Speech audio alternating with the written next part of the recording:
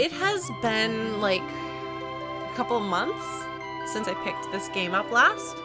We took a break, and then I kind of sort of tried streaming a little bit and was having major anxiety streaming this game for a number of reasons, so I stopped. But we wrapped up Twilight Princess on Tuesdays last week, and our next Tuesday game is returning to Final Fantasy VI. Because why not?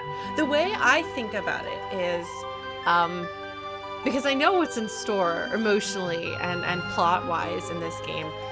We are currently, in a way that I could not possibly have anticipated when I first started replaying this on my birthday in January, we are living through a dark time. And I think that one of the messages in this game, and one of the things that is central to Celis's narrative, is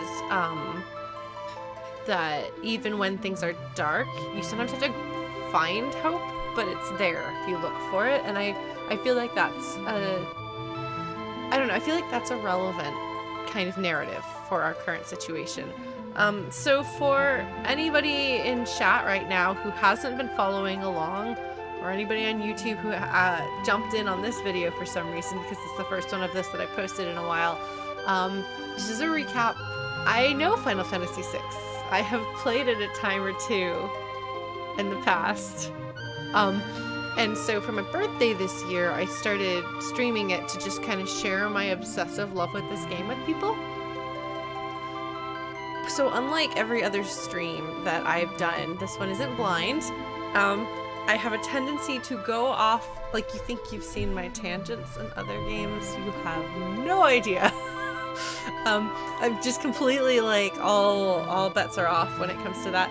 I don't know if I'll be able to pick up my flute because I'm now doing this in the evening, but I will sometimes take out my flute and play stuff from this game.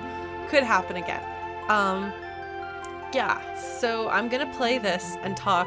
We are going to be talking about spoilers. I am going to be asking, like, what's the best way to get out of the situation and things like that. We're going to talk about gameplay strategies and stuff, like my usual policy about no backseating, no spoilers, etc. Throw those away. If you've ever wanted to be able to just scream about spoilers at me, like, all day long, this is your time. If you haven't played Final Fantasy VI and you're not familiar with it and you're diving into it partway through with us, I apologize. I love how when characters have the little moon's blindness, but they forgot to turn that on functionally in the gameplay because it's a bit buggy. And so I just don't even bother taking it off characters. It doesn't do anything. But yeah, so here's my crew. My crew of, like, most of my favorite characters. Celis is noticeably absent because she recently sacrificed herself to save the party, kind of. Hey, Kay! I know you know this game. Axel, go have fun with your Pathfinder adventures. Try not to let the world get destroyed, and if you can stab an evil empire in the back, do so.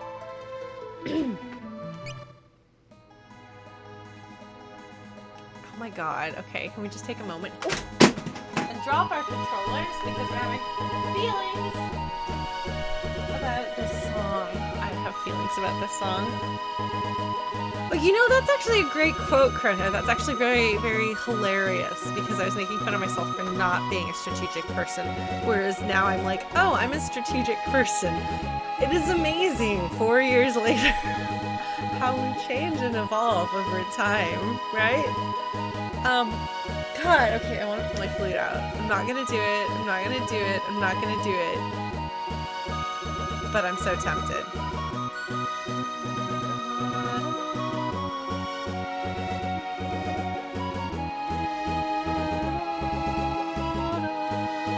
Oh man, Sir Discord! We've been joined by a knight. Hello and welcome! I'm glad you've joined us. Yeah, I try to make things accessible for our YouTuber companions.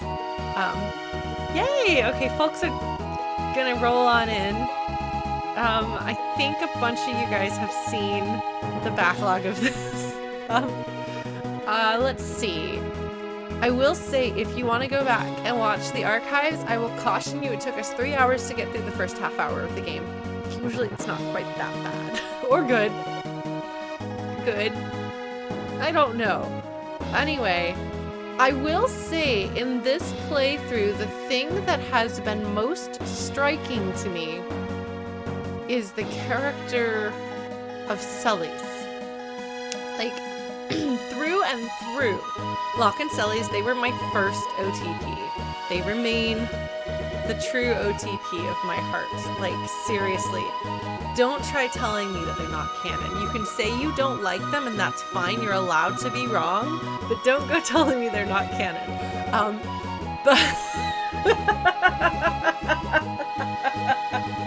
Like, seriously, most of the time with things, I'm like, oh, I will have a reasonable No, I'm a fangirl. Like, I'm just unabashedly a fangirl about Locke and Celes. Like, I'm just gonna tell you truly who and what.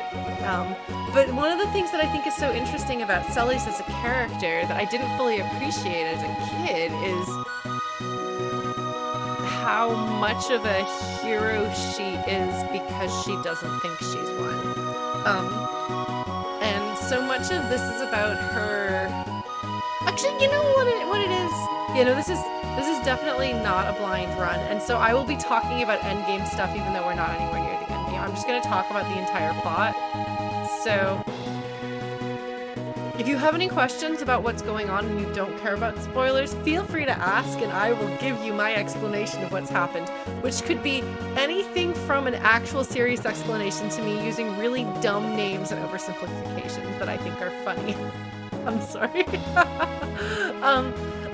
But I think a large part of why Celes resonates so much with me, and it's been a few months, so I don't remember if I've talked about this before, is I actually went through several years of my adult life feeling like I was an awful person, a bad person trying to be a good person, but not actually a good person, just trying.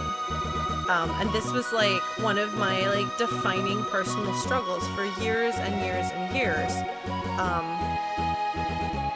And the closest that I got was, okay, well, I'm a bad person trying to do good things, but functionally speaking, that's close enough to a good person that's fine.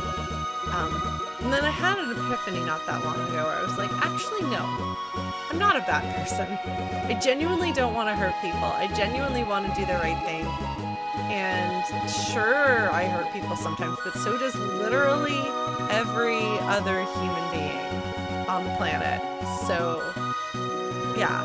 And so where I'm going with that is that Celes doesn't see herself as a good person or anything like that. Like, and she has this like kind of consistent lack of self-preservation throughout the game. Like, she's kind of like, I don't care what happens to me, I'm gonna do this. And she struggles a lot with like hope and motivation, as far as like, I mean, she struggles with hope. She kind of is like, I'm gonna do the right thing. I'm gonna do this thing because it seems like the right thing to do, but I'm probably gonna die and it's probably gonna fail, but I gotta do it anyway. And I think kind of the conflict of being somebody who other people maybe say is a bad person who hurts people, who maybe like gets hated for things that you did that are maybe not something that a person should necessarily be hated for, but whatever. And to be like lacking that self-value and that self-preservation and being like, well, all that matters is that I'm going to try to do these good things, and it doesn't matter what happens to me, and I'm not that good as a person. While if you look at her, like, Celes consistently acts in ways to help other people, like, across the board. She is a very, like, selfless, compassionate person, and not in the, like, I'm gonna give you great big hugs sort of compassion, not like I weep for your suffering kind of compassion, but this is wrong and people will be hurt and I must step in kind of compassion, which is no less worthy and no less compassionate than those other ways. I don't know. I think that resonates with me as an adult in a way that it never did as a kid. Like, as a kid, I loved her because she was this, like, beautiful, tragic figure who beautifully fell in love with Locke, and I loved their dynamic, and I thought she was cool, because let's be real, by, like, pretty much any definition of the word cool, Sully's qualifies. Are you gonna argue with me on that? You're probably not. She's amazing. But I loved Locke. Like, Locke is my boy. Yeah, no, Sully's is basically like, I'm gonna try to stop this horrible thing from happening, and it's probably gonna, and I think it's really important, and I know I've talked about this a lot, but we're just gonna keep talking about Sully's. This is the Sully's appreciation stream, like, just it turned into that. But she, like, is basically giving up everything she's ever known, every position she's ever had, every friend she's ever had, every family she's ever had, anything that has ever been her world. She gives it up because she's like, the poisoning of Doma is wrong and I have to do something about it. And then they're gonna execute her, and she's still like, the poisoning of Doma is wrong and we need to, like, it needs to be stopped. So cool. Anyway, I love Sully's. So yeah. So at this point, we have had some issues with the Empire, right? And the fact that they are performing horrible experiments on espers. So we had a situation in the Magitech research facility, and I believe it's okay. So even though I just played through this game, and I have played through this game before, I'm gonna be perfectly honest with you guys, my memory is not working these days. My short-term memory and my long-term memory are like operating at like 30% capacity.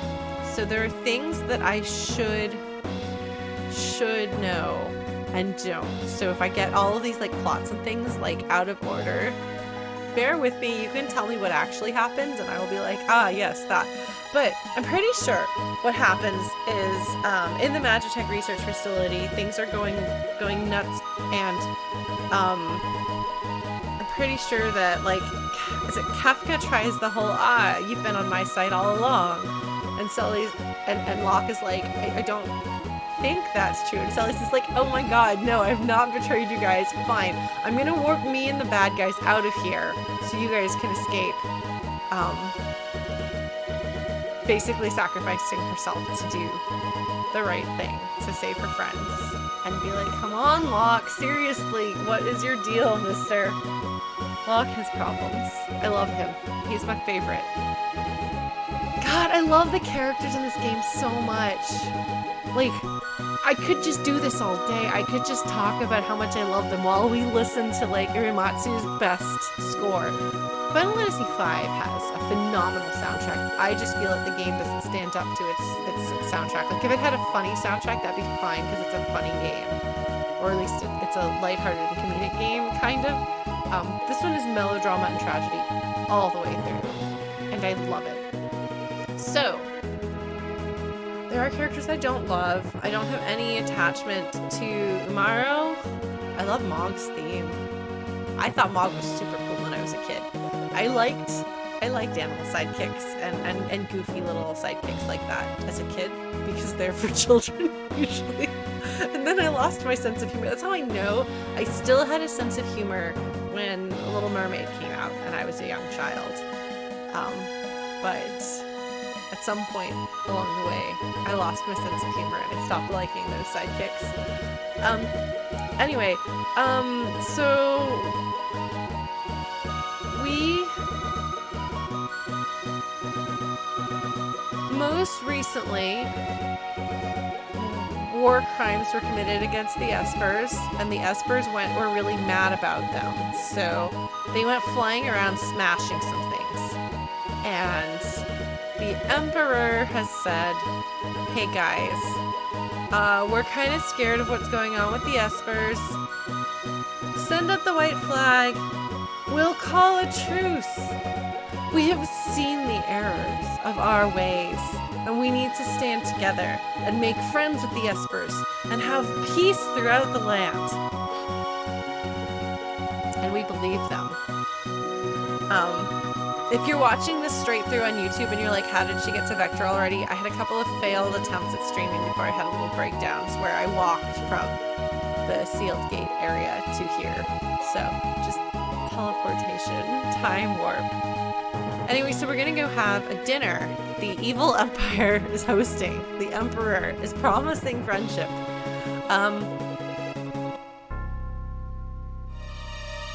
So this is Vector.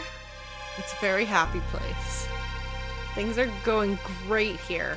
So this dude right here, I recognize he's one of the returners who are not, in this case, my video game cover band based out of Austin, Texas, but in fact, the underground rebellion movement. I guess they're more of a resistance than a rebellion. Here's the thing. All right, we're gonna take a tangent. Resistance versus rebellion. I never until this moment actually thought about the difference between the two. I know that if you have a resistance or a rebellion, it's pretty much guaranteed I'm going to like them. There have been stories that had rebellions against evil empires and stuff that I didn't like. They really screwed up because it doesn't take a lot for me to like that kind of setup. I know that it's super cliche, but I love it. See, that's fine though, Chrono. I'm talking about things where you're supposed to sympathize with the rebels, and I don't like it. That's usually a sign that it failed. Ralph, hello! Look at you with your, like, big fancy hello hand.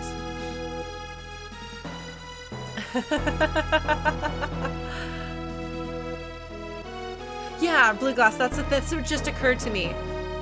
Is that a rebellion is like you are already under the control and you're rebelling. Resistance is like they're trying to control and you're like, no. You're resisting their invasion. That's kind of what I think it seems like. Which is interesting, actually. I've been reading a bit about some of the historical resistances in World War II, which is not a fun or easy thing to read about because a lot of them were a bunch of good people trying to do good things, and there was literally no way for them to have possibly succeeded.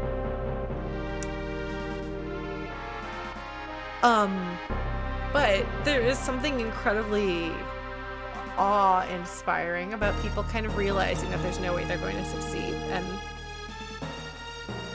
and maybe that's kind of a thing about our resistance too, is that it's less about, I don't know, just the point is that we're resisting, and we're going to keep resisting. And if nothing else, we have our spirit.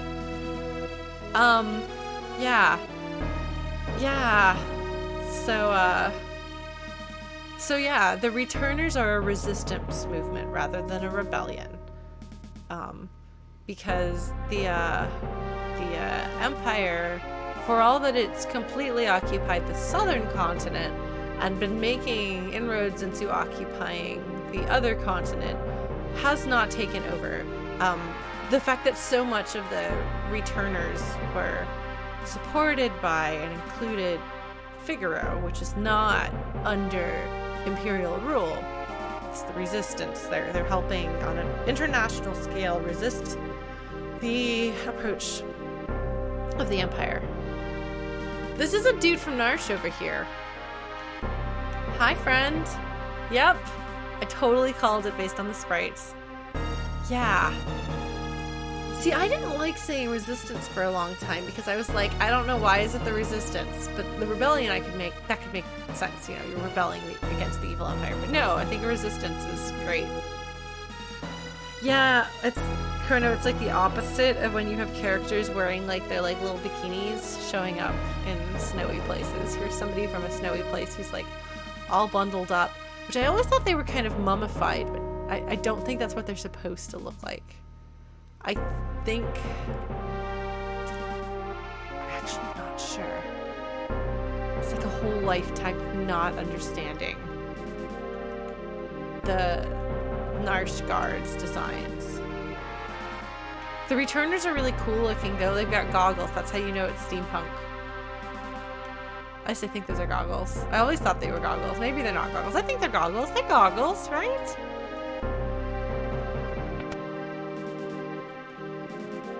Hello, weapon shop. It's nice to know I can still buy gear here.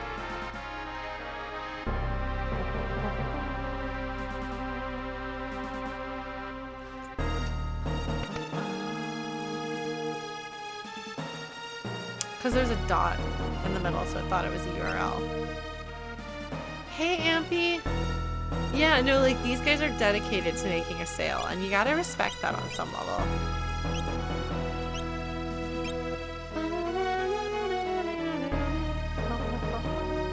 Now that I'm playing this on my secondary screen, which is a small television that I stole from my mom's house with her permission. Like, I can see things much better and more clearly than I can on a monitor.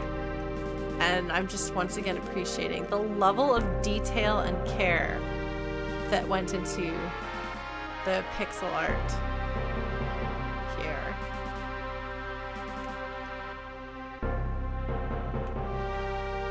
They love caves because they're wrong.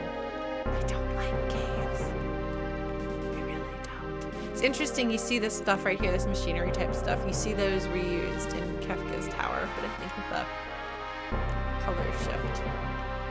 Yes, we all have very many intelligent things to say. Alright, so we're gonna go have dinner with the Emperor. It's gonna be great. We're all friends. Everything is friends. Oh, look, it's Bannon. What are you doing, friend? Oh, so I guess we're filling him in on what's happened. I don't know if there's like a better translation to give this more context, but I don't know it. What are you trying to communicate, Mr. Ted Woolsey? Oh, it's Arvis! Arvis! Hello, my friend, Arvis. No, I wanted to talk to Arvis. Arvis, get over here. I want to talk to you, yeah.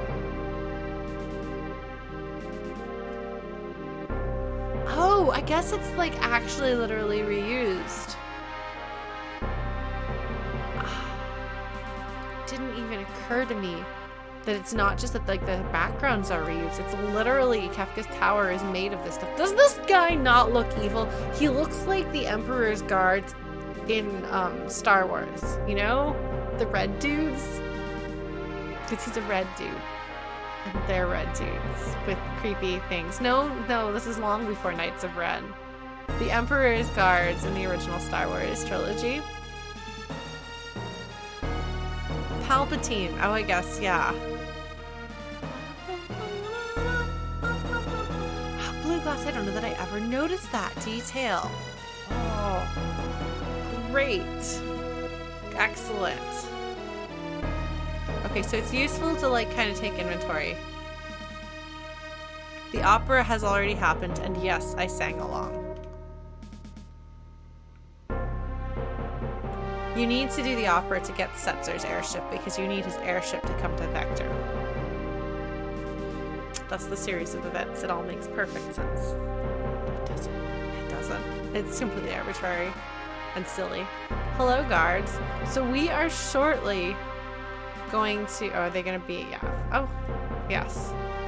We will be having to talk to all of these dudes. Or as many of these dudes as possible. Unspeakable war crimes. On his last legs, which I don't think is actually what they mean.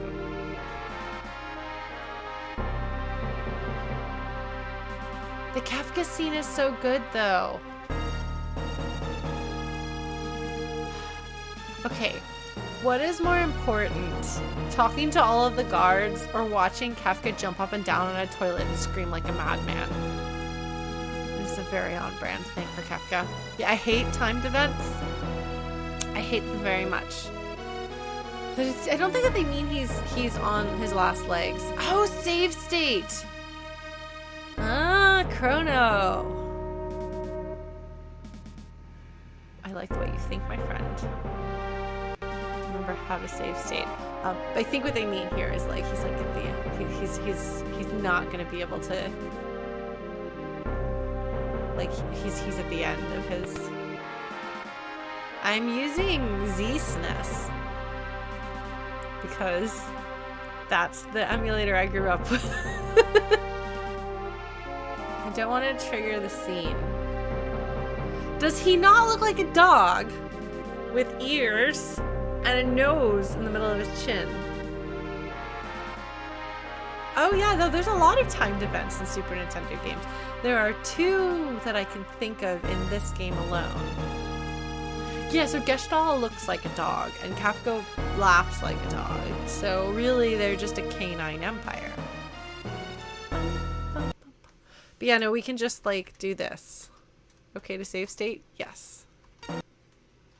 Let's go talk to his creepy guards. They sound very... There's a lot of conviction. I absolutely believe what these 2 are saying. Like, no, you can't go through there. Oh, this is great. They just, like, silently and creepily push me out of the way. You ready?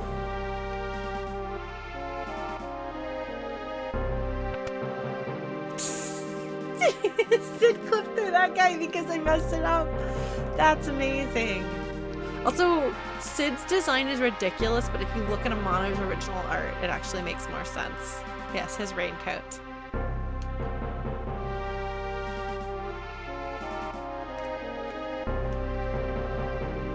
And again, we're not allowed to say the word died or were killed. I think we can say that they perished. It does kind of look like a hot dog suit. No, it's a raincoat. Look up Final Fantasy VI Sid Amano art. Oh no, it looks goofy, don't get me wrong. It's just that then you're like, oh, that's what the sprite is doing, you know? They went berserk and trashed the town. I'm pretty sure that one could translate that in a much more powerful and effective way. But I still love the Ted Woolsey translation. I believe you, Sentry. Absolutely.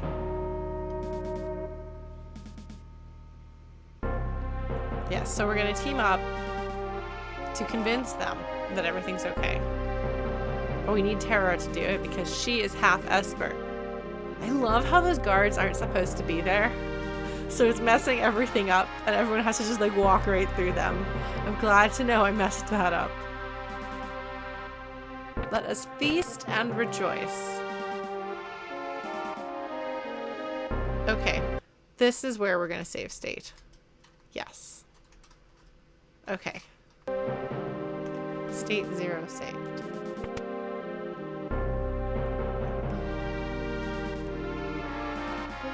Say 4 minutes. Okay, so we're gonna go find Kefka. He's in one of the cell things down there. Hold on. Is it through here? Oh, there we go. Yeah. Okay, this is what we're doing, and then we're gonna load. He's jumping up and down on a toilet. I'm so glad I found this on my first try. Like...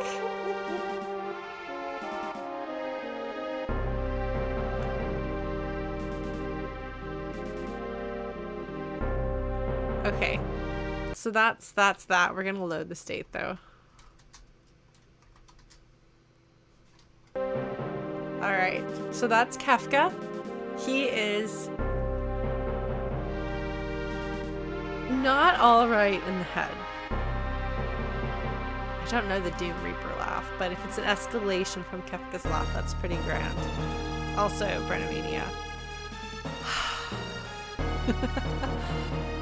Alright, let's go talk to some guards for real. Sentries count as guards, I assume. Oh, no. Okay, they don't. Well.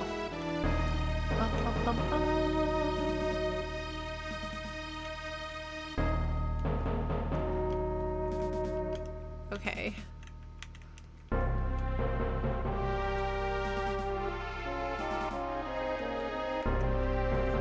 Let's not... Yes, okay. We're gonna go through here. Oops. Pretend that I can find my way around. Ah! Why am I so bad at D-pads? Okay, well, we're just gonna take this stuff. Because I guess we're gonna take this stuff. Guess? I don't even know. Oh my god, there's so many of them.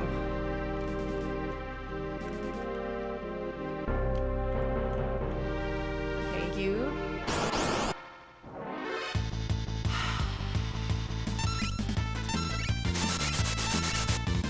Should blitzed him.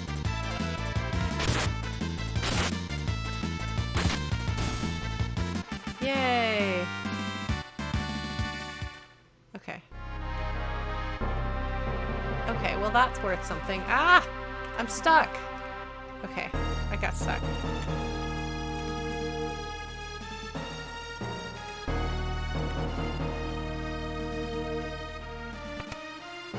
I think I got all of them. I oppose peace! I mean, that's... Okay.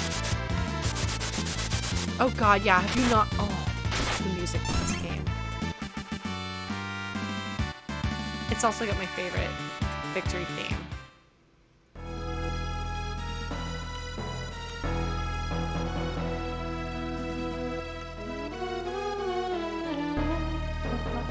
Yes, there's so much opposition happening. We're opposing his opposition. Hello, buddy.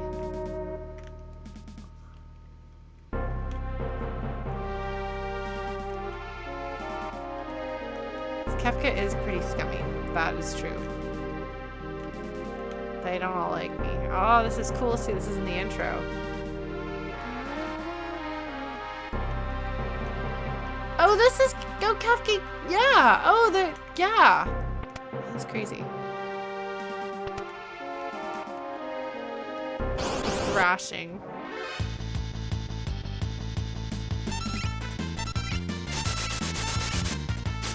I'm not gonna be able to talk to all of the guys, but we're doing our best.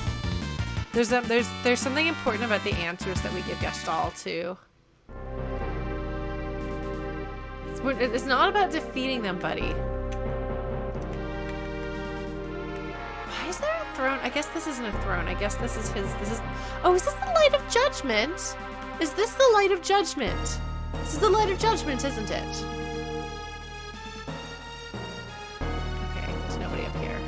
It's kind of like Amaro hanging out over there.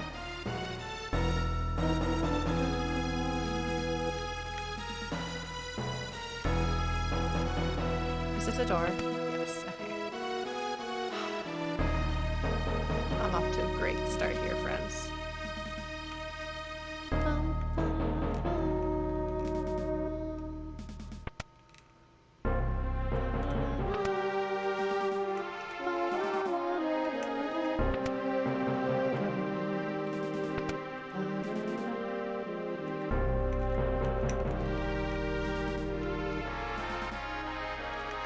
So there's 25 people. We're not going to be able to get them all.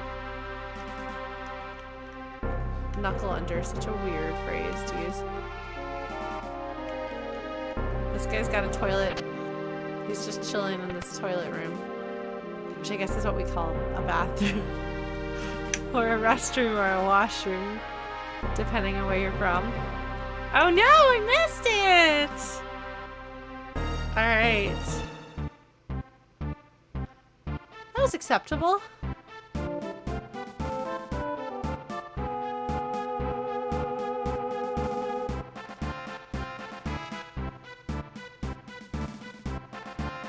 I don't know if I got enough of them. I think you have to have 23 out of the 25. I don't know. Hey, has anybody here played Suikoden? The first Suikoden has a significant dinner scene that my brain puts together with this. Sid, if only you would leave the bad guys and join me full time. Yeah, I'm just gonna like groove to the music here a lot. Oh man, I've been playing through Final Fantasy XIV and I just got to Heaven's Word. So I won't be talking about that as spoilers, but every single Final Fantasy in existence has a character named Sid, and I like the Sid in that game.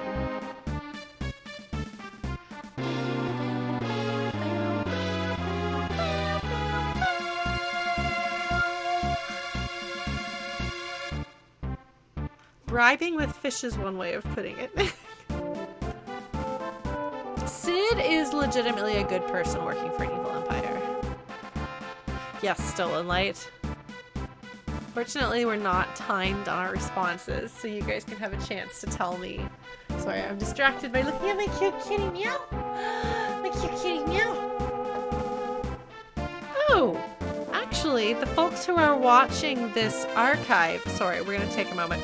Anyone who's watching this archive and hasn't watched my other streams, and maybe knew that I lost my cat Ella last year and my cat Knox last year as well. I was very heartbroken about that.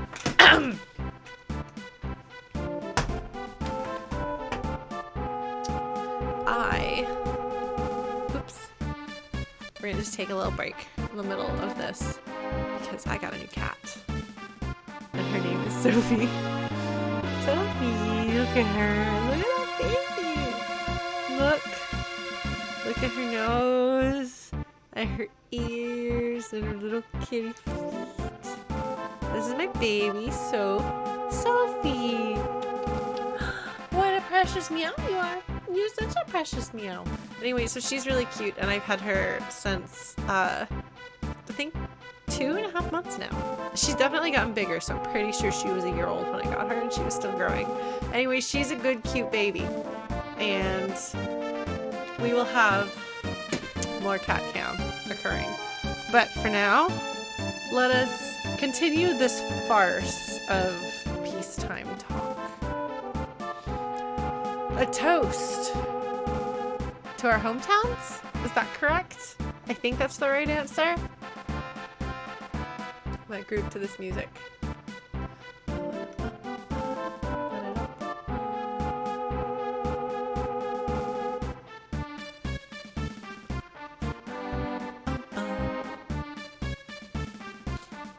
He is in jail for war crimes. He committed a war crime or two.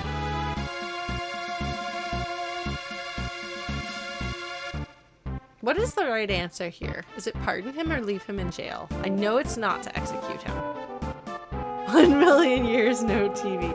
Okay. Yeah, this seems like a good answer to me. Executing is a bad idea, and he's definitely a danger to society. I think that has been fully proven.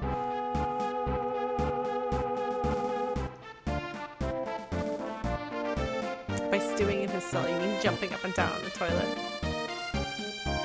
No one dreams he would possibly use poison. Absolutely had no idea.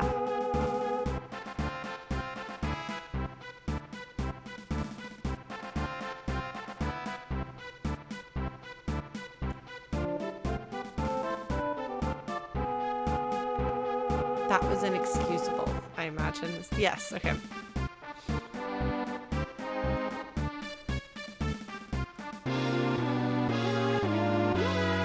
We're cleaning up the poison in the castle where literally everyone in that entire nation perished except for Cyan.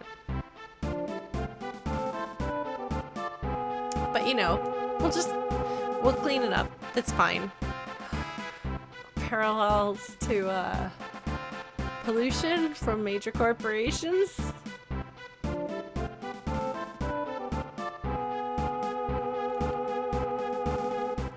Is it we trust Sully's? Ah, okay. I mean,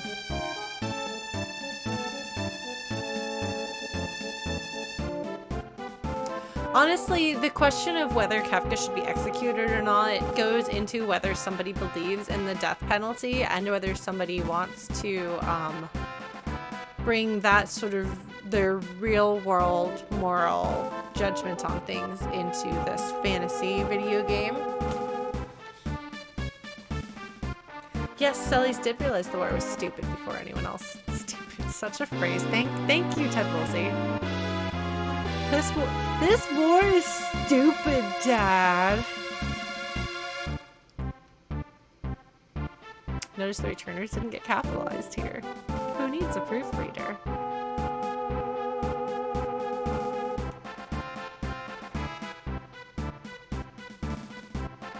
I'm guessing. Why do you want... Okay, you can ask each question once, but no repeats. Okay, let's do this. Thank you, guys.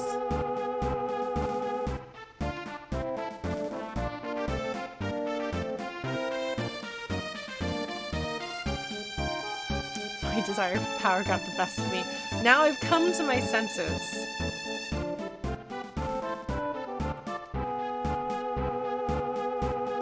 One more question, please.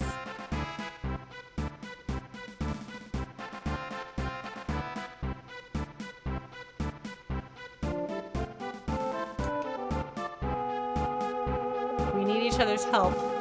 Please talk the Espers into not destroying everything so that I can grab control of everything, because I'm an awful person. One more question, please.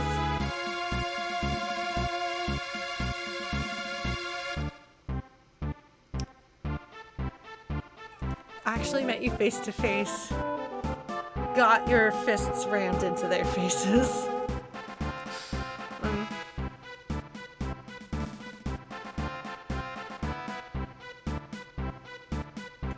Let's talk about Espers.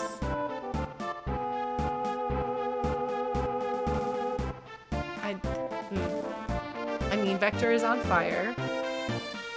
They're acting spiteful. Such a dismissive way of describing it. And then it's funny, they'll rip the world asunder, which is such a, like, completely, like, tonally very different phrasing.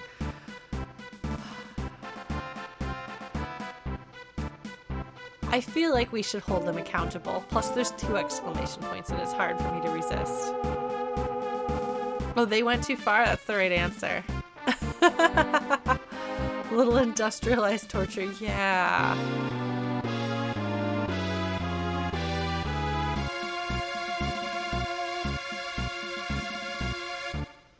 We're trying to get maximum points, Deep Shock.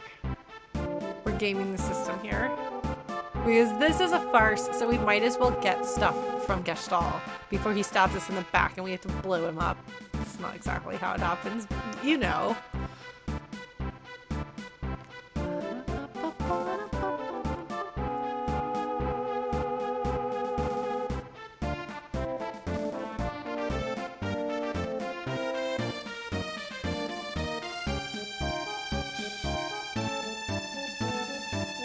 I went in chronological, not chronological order.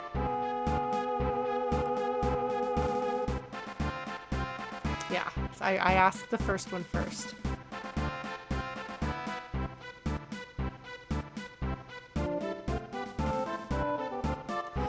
His true dream is peace, under his authority and control.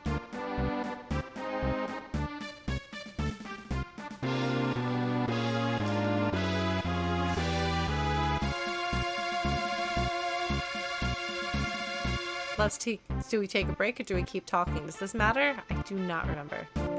Let's take a break and fight the guards. Okay.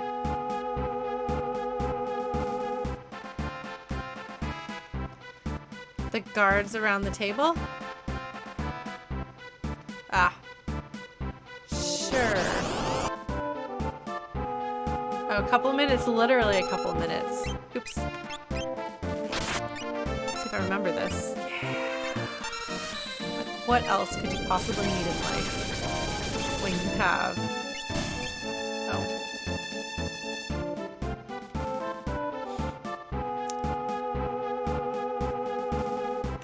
Do I fight them all? Oh.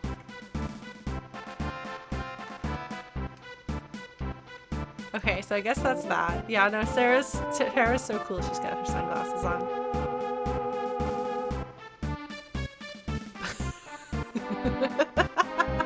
No, I'm just too lazy to get rid of the glasses because it doesn't do anything.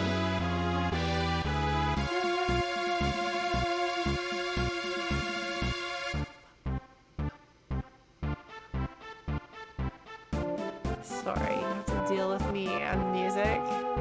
It's very exciting. Just talk to Sid. I guess we sit back down. Do I go talk to Gestalt or sit down? I should know this, but but I don't. Yes, blindness is completely bugged.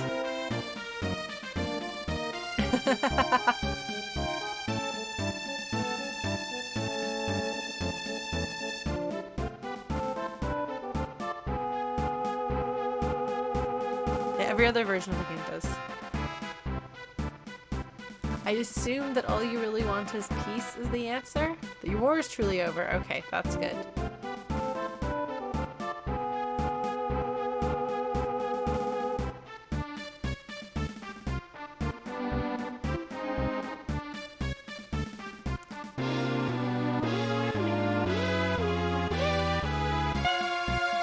And here's the real reason why we're doing all of this. Go calm them down.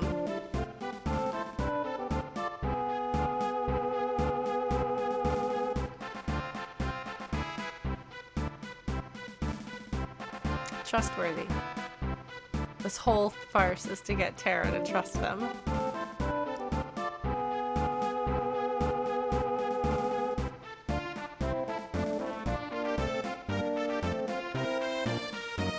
Will you accompany me? Yes. Yeah, no, Amphi, like... Oh, Leo. Leo and Sid. And Sully's.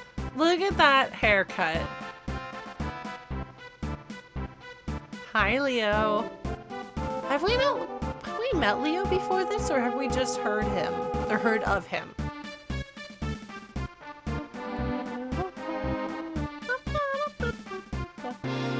Okay, so that's what we did see him in Doma, that's right, but then he got called away. Gestalt called him away so that Kefka could poison it.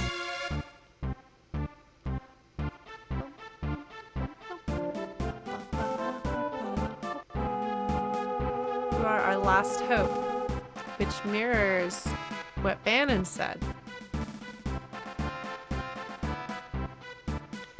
And is part of how I can remember the verb to hope in both French and Spanish, so I assume maybe Italian too, because Romance languages.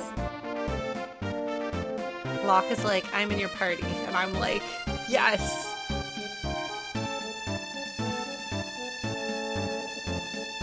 Yeah.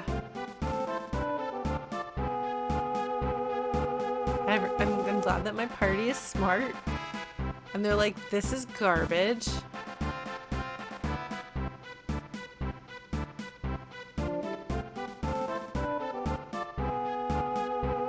I mean,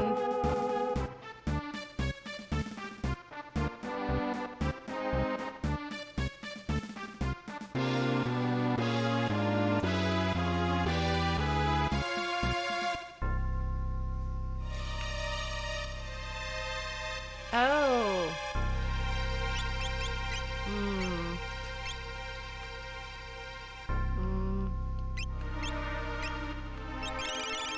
This won't do.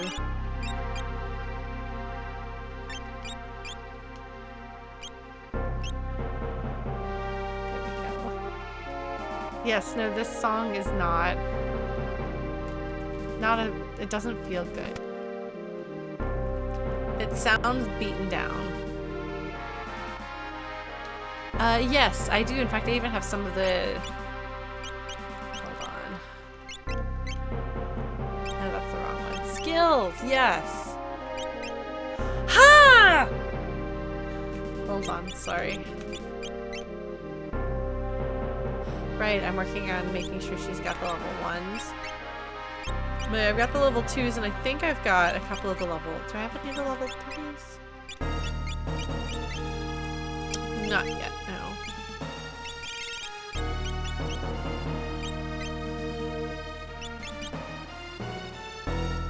Do I want her to have bio? I don't even remember the Baba fight. I don't usually use magic. Okay, there you go.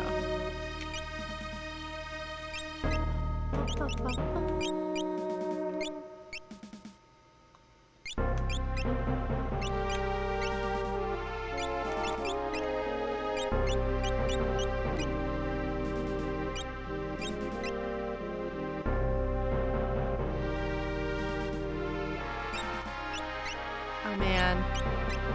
You guys make it sound like you expect me to use magic. Wait, why do I have Phantom equipped? Is the Phantom of the Opera there inside my mind?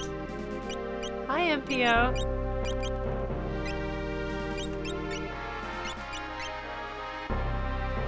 So they said this name in Final Fantasy XIV, and I have forgotten it. Is it Ramu?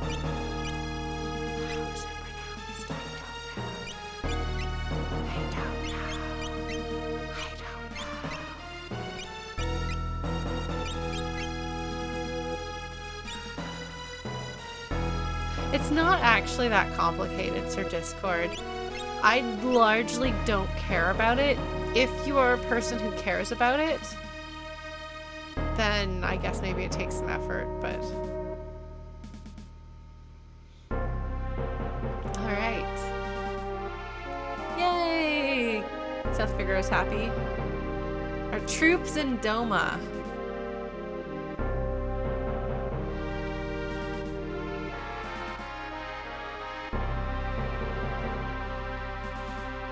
I don't remember what the Tintinavar does, but I've got it.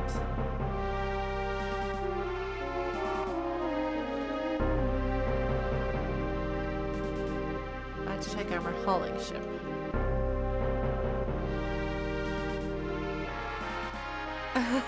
Excellent taste, Jade. It is also my favorite in the series, so I'm sharing it with everyone. Oh man, there's a way to do it, Sir Discord, but I don't do it. Hello, Cyan. Oh, so you can see the Kefka scene here, too. Okay, well... Now we get to see the Kefka scene twice, in case you missed the memo. But things aren't good with Kefka. He's bad news. He's gonna jump on a toilet some more. Yep. In case you were like, man... Wait, why did I jump on the toilet? Why did I jump on the toilet? Can I jump on all of the toilets? Just that one? Is there something in there? There's something significant about this toilet. Oh no, I bet it's to kill time.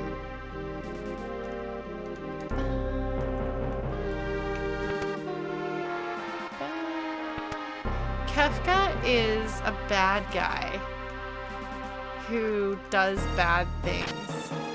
Oh, Gale hairpin. Oh, gags, humors. I don't know what those are. Yeah, so Kefka's bad, and everybody...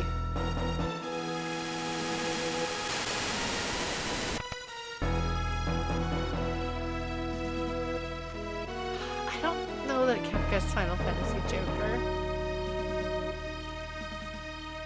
But he is bad. Stood on the toilet and looked down at it like a cat. See, war is bad for everybody, Gestalt, and you should be ashamed of yourself for going mad with power. No. What if I don't? Huh? Oh god, Breath of Fire 2's toilet situation, man. Breath of Fire 2 is a weird game. It was not translated very well. Oh wait, is this another door? Have I been through this one? Where does this go?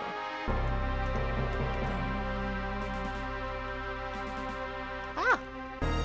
Probably some dudes I missed. No, wait, no. Did I go through there? I don't know.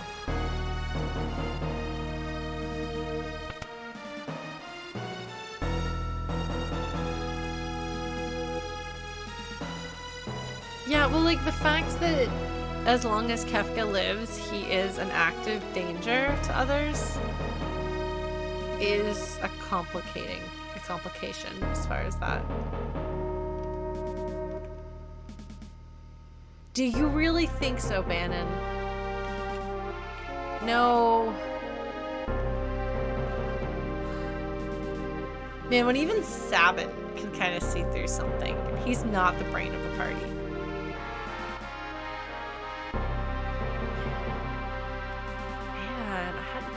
Kefka's Tower being just like pieces of this, but it totally is. Oh my god. We're gonna talk about that when we get there. Hey, Chrono! What's up, Chrono?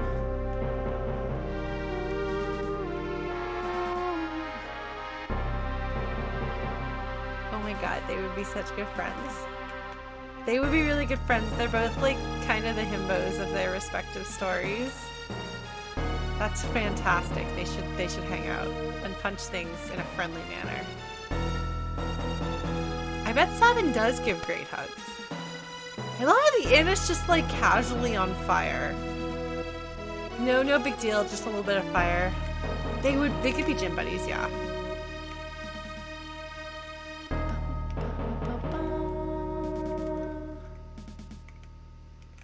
Yes, funny that, isn't it? I also love Scorpia. She's great.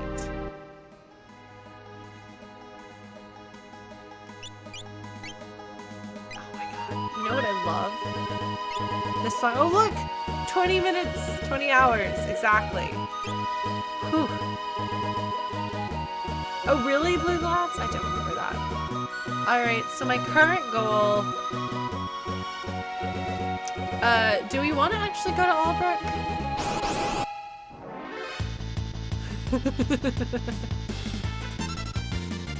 Oh man, Squizgar. It gets better. I was like, eh. Oh, that's right. Is it to the east or the west?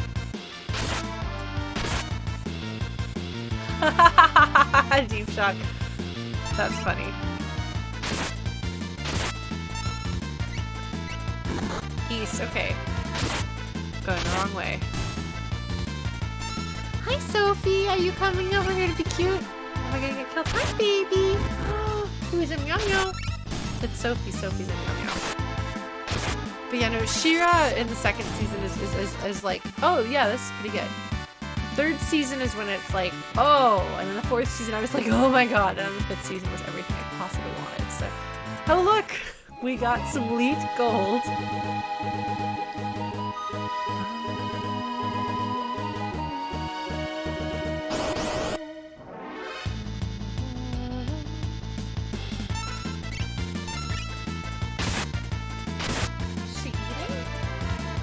She's just flopped down behind my chair. I have to make sure I don't roll back there.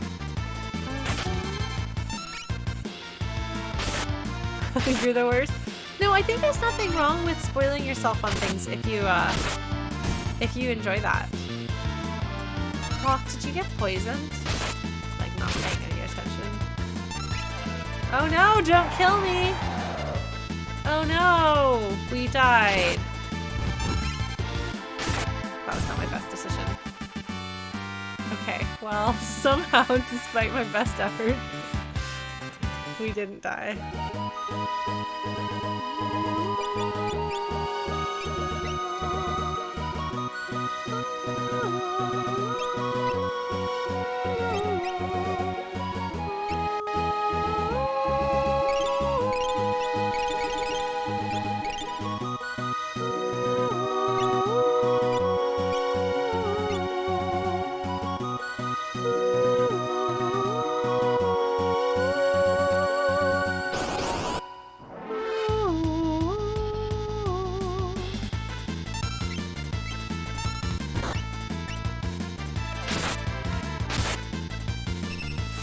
So enemies, if they're like the last one standing, they'll just do more damage. They have some super moves. That's interesting. Also inconvenient and annoying when it almost killed me. Fortunately, that guy just kind of slapped me a little bit, and then I hit him with a sword, so we're all good. Oh, I thought the lower level cure spells were actually more MP efficient, and that the benefit of using the higher level ones was that they are faster, so you use them in combat, but it's a bad trade-off.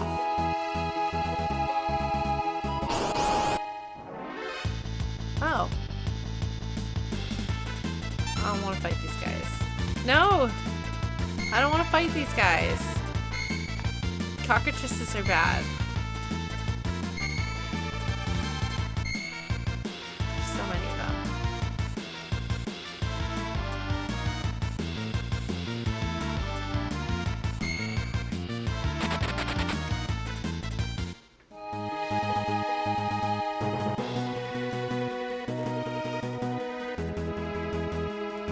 this Albrook? This is Albrook. Let's not do that yet. Oh man. Ah!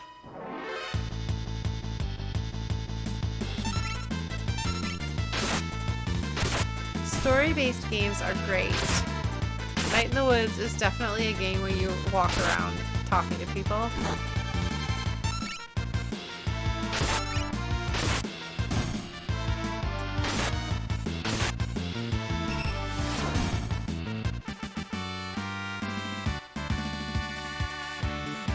Oh man, listen.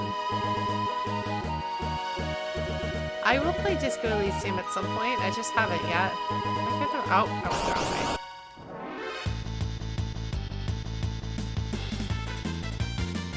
Oh, I do like staring at things too.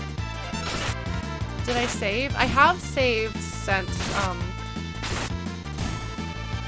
man. Damage these guys. It's so much big damage.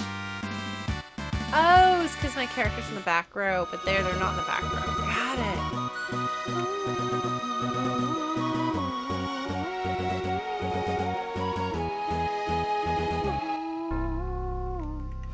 Ah, here we go. This is the base to the east that they said that we could get stuff from.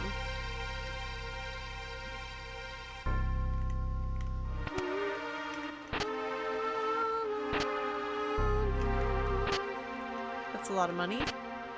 Maybe, I don't actually know. Look at all this stuff we're getting. Oh, cure ring. Does that make me have regen? Oh, that's a lot of money. Does that give me regen? Sometimes buckets have things in them. I do love regen.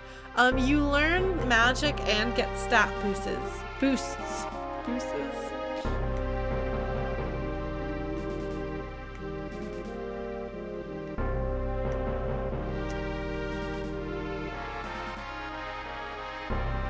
Yeah, Persona is super not for me either. Is the wall ring useful in this game? I can't ever keep track. Sometimes wall is useful in Final Fantasies and sometimes it's not. Oh, can we stop and think about the wall in Final Fantasy IV and how that terrified me as a child? So scared of it. Is this the entirety of what's here? I think it is, isn't it?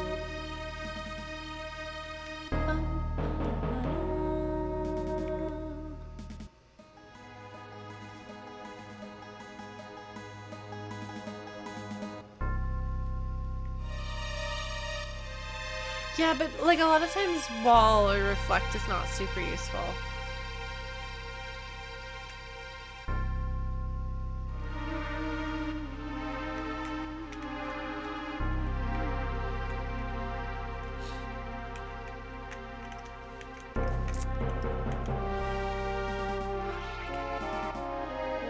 Where's the door? Folks, where's the door? Ah. Found the door. Alright. We did it. We got the stuff. Now we could go to other places.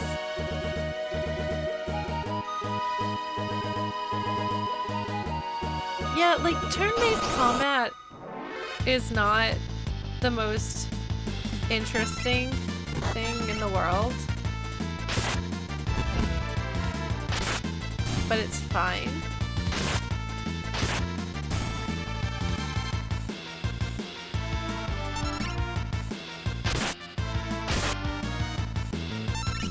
So I'm just grooving to the music here. Oh, that did some damage.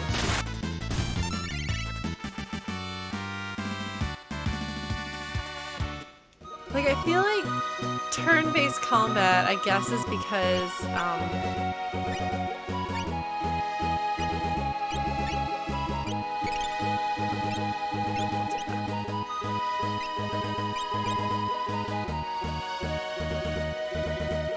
it's because somebody liked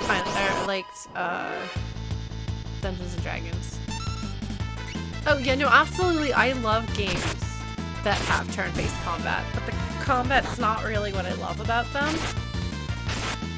I'm trying to think of a game that has turn-based combat where I feel like the combat is one of the selling features of the game.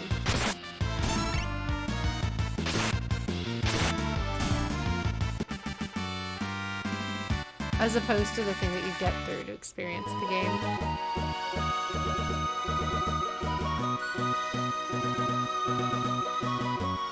Listening to that bass line.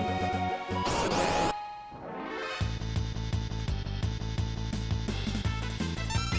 Oh! I mean, this is not actually like really turn-based. Active time battles aren't quite turn-based, but yeah, the Mario RPG Paper Mario thing. Those are interesting, and I really enjoyed Final Fantasy X because it was about figuring out it was all about rock, paper, scissors strategy. So I enjoyed that. Yeah, that was fun. Be like, which of my party members do I pull out? What move do I use against this thing? Yeah, that's good. I like that. Like, I don't even care that Final Fantasy X is super easy. It's fun.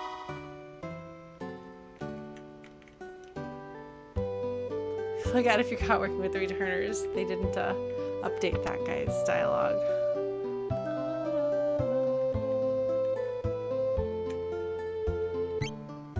So much of the soundtrack has harp, guitar, or some other stringed instrument doing those arpeggios.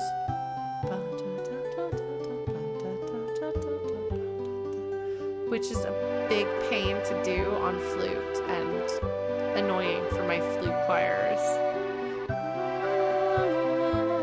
Oh, business is picking up. The economy might recover. Yay!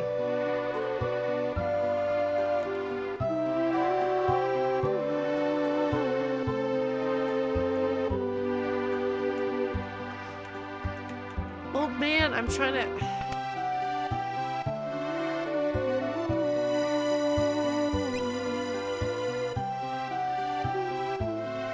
The bridge see blue glass? I don't think it's happening just yet. But maybe it is. I'm trying to remember. Oh yeah.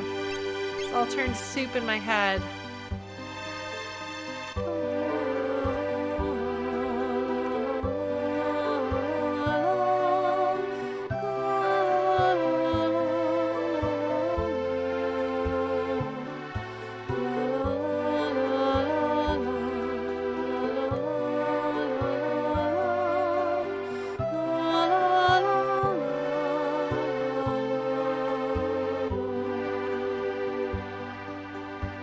All's well.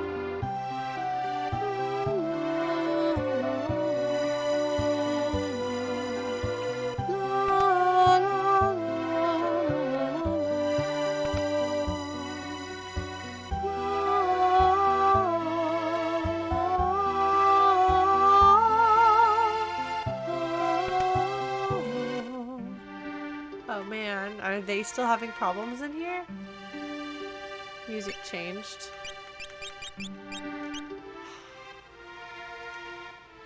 Super Mario RPG, unfortunately, is not for me. I bet there was an elixir on that clock, and I bet I got it. Good job, pass, Lauren, getting that elixir.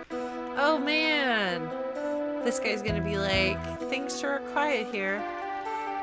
My first JRPG was Final Fantasy Mystic Quest, which is a watered-down RPG, but it has the best soundtrack ever, and B, is just fine for what it is.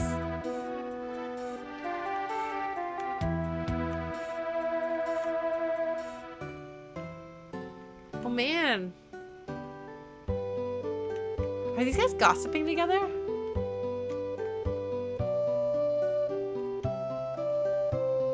Okay, that's kind of cute. Thrashed the troopers there.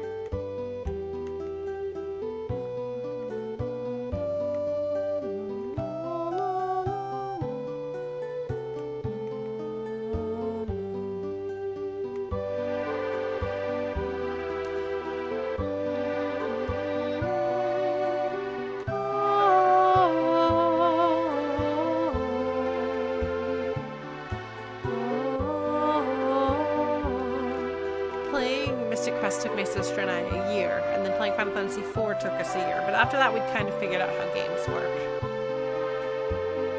Yes, Final Fantasy USA was the name. I have a little like hint book with stickers that my sister got me years ago. Final Fantasy USA. Yeah, Mystic Quest, I believe, was also a name given. I think the European release of one of the like Saga games or something was Mystic Quest.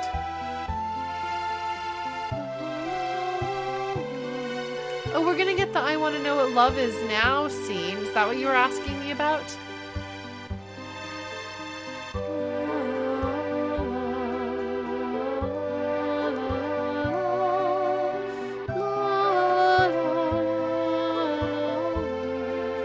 It's holding a meeting.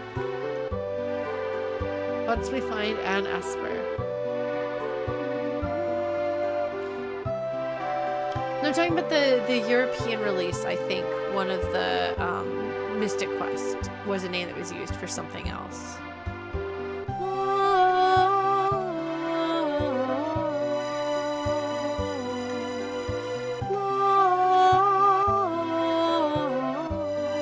Okay, Majora's Mask is excellent.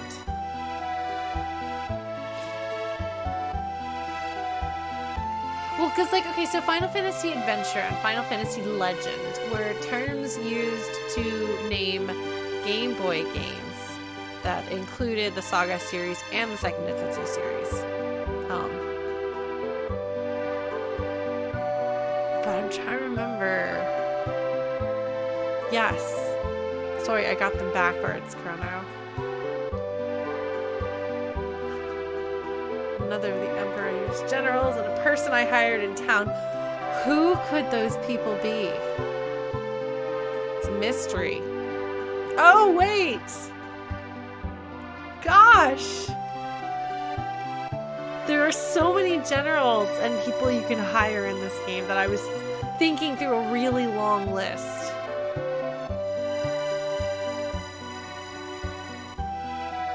This just got awkward.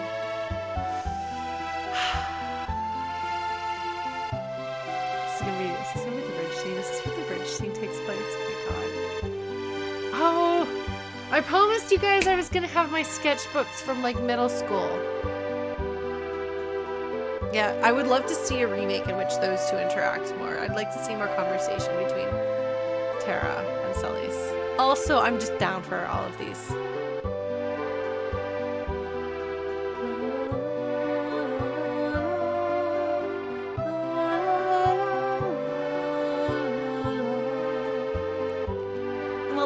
Shadow.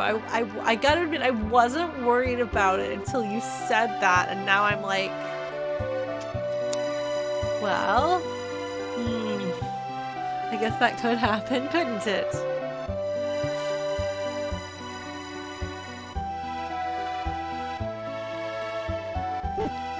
No, Shadow is not the optional party member. There are several optional party members, especially in the second half of the game. You can beat the game with 3 characters. Why would you do that? I wouldn't do that.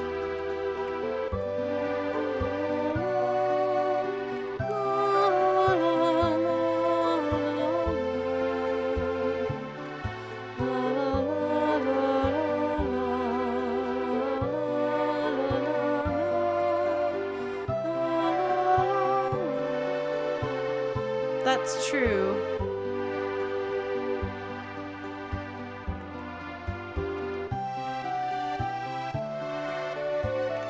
That is some serious shenanigans, Deep Shock. Wow. Wait, hold on. Is this it? Is this where it is? This is where it is. This is where it is, isn't it? Oh my god, do I have to go dig out my old sketchbooks? Maybe we do.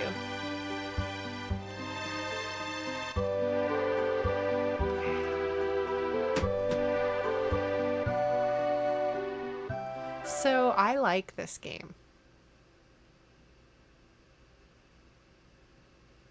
And I really like Locke and Sully's. And when I was a little girl and this game came out, I really liked Locke and Sully's. So this is the bridge scene. And the nice thing is if I call it the bridge scene, people know what I'm talking about if they know this game. Sometimes they have to think about it. But anyway, do you guys want to see 6th grade Lauren and 11th grade Lauren's take on the bridge scene? Hold on.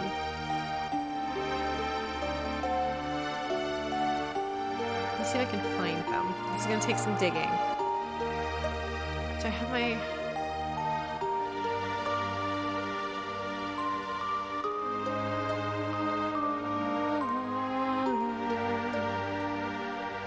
Alright. I'll be right back. God, I love this song. I love this little kitty to Sophie's home. I need to redo my be right back image. I need to redo my... Hi, little girl. Your paws are really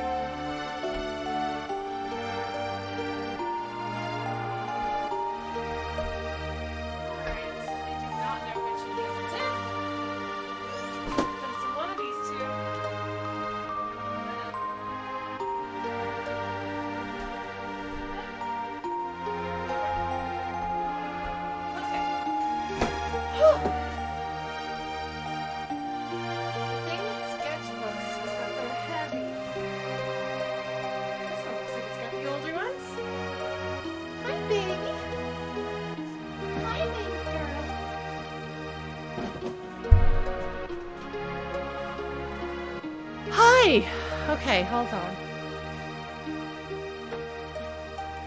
This is filled with sketchbooks. Oh, that's super cool, Deep Shock. I appreciate that. Alright. So. Oh my gosh. Ha! Ha ha ha! Ha ha ha! Ha! There's some Lunar fan art in here.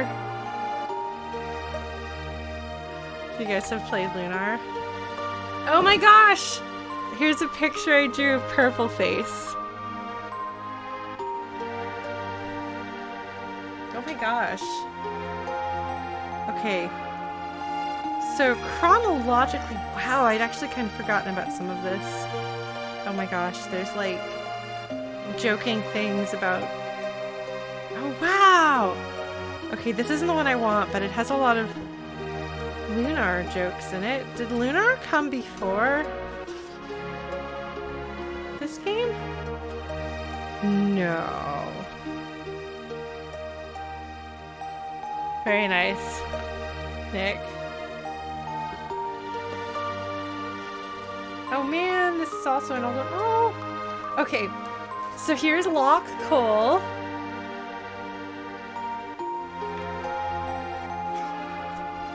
I think this it? There's a kid I babysat. Here's a flute I drew. Oh man. Illustrations from a mud I played on. Is it in this sketchbook? This is back when I would like copy things. Which, by the way, there's nothing wrong with doing that when you're young and learning to draw. Oh my gosh, there's fairies. This is close. If it's not in this sketchbook, it's chronologically near here. Oh my gosh. Oh my gosh, guys. This takes me back. Okay, well, Oh, here's my old cat Whisper. Drawing from life is also really good. So this is from Silver Star, the thing that came before the Silver Star story. That was on the Sega CD. All right, how old is this sketchbook? Oh, this is much more recent. It's still not recent, don't get me wrong. This one's from high school instead of middle school. So, which means that it might actually have the redone version. Sorry, do you guys mind we're doing this? Oh my gosh. Oh, is Blue's here? Somebody had their original Transformers character. And they commissioned me to draw her as a person. So it was armor. That's something Blues would probably be amused by because Blues likes robot people. Oh my gosh. Here's, oh man, it's a bunch of sketches of things. Wow. Oh goodness. Oh hey! Hey! Does anybody here ever played Suikoden? Here, hold on. We're gonna make the camera bigger so you guys can see these things. Oops, that's the wrong one. No. Camera. Camera. Okay. Camera. Okay, fine. That's not gonna work.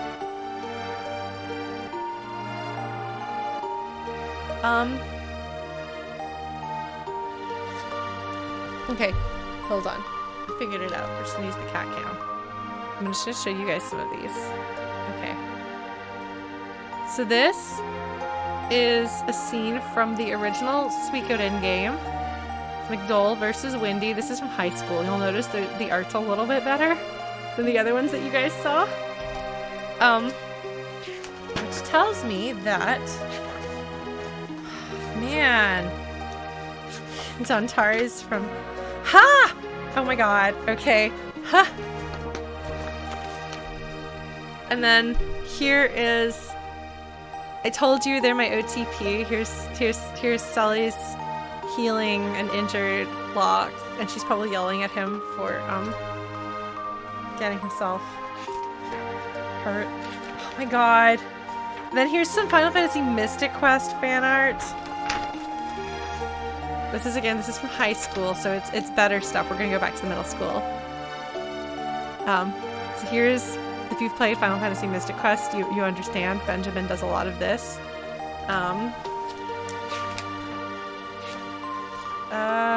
Gosh, there's some weird random drawings, things that stories I was trying to develop and things back then. Harry Potter?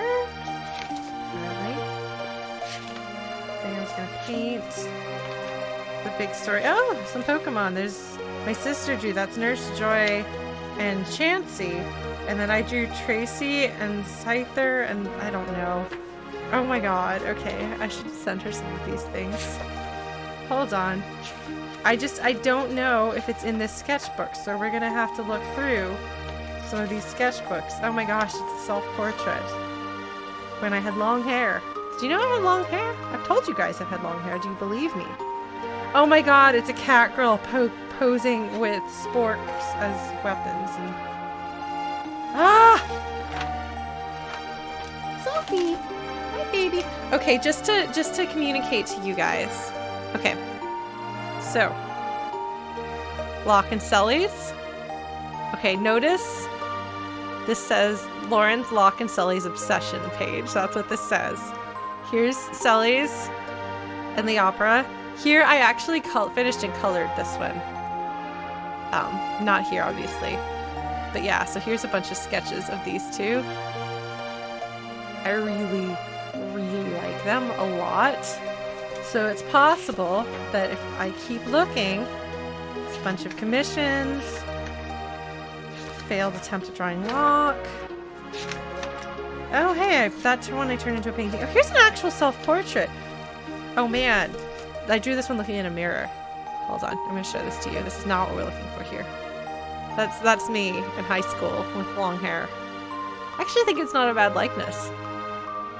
No, wrong way, sorry.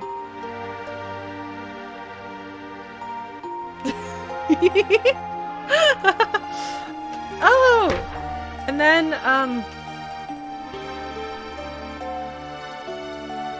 Phantasy Star 1, Elise Landale. Oh my gosh. Some poetry in French, from Victor Hugo that I copied out. Okay, so that's not in here, but we did get some Locke and Sully's fan art. Just not the bridge scene. Oh, and haha, haha. You want to know? I love their dynamic. Here is Sully is defending Locke. Yeah, I like them. This is not what I'm looking for, though. The scene that we've got right now. These ones are the Austin sketchbooks, so they're the wrong era. This is sufficiently old. Oh, I think this might be it. Oh, geez, maybe no. This is high school. Oh, I've got like some people in other places sketched in this, not just me. All right, sorry, folks. You have to deal with me flipping through a lot of pages of sketchbooks. I have a lot of sketchbooks. I don't draw a lot these days, but I used to draw a lot. Okay, so this is another era of my life. This is a different sketchbook altogether. Observe. It's Locke and Sully's. I told you guys. I told you I like them a lot, and I do.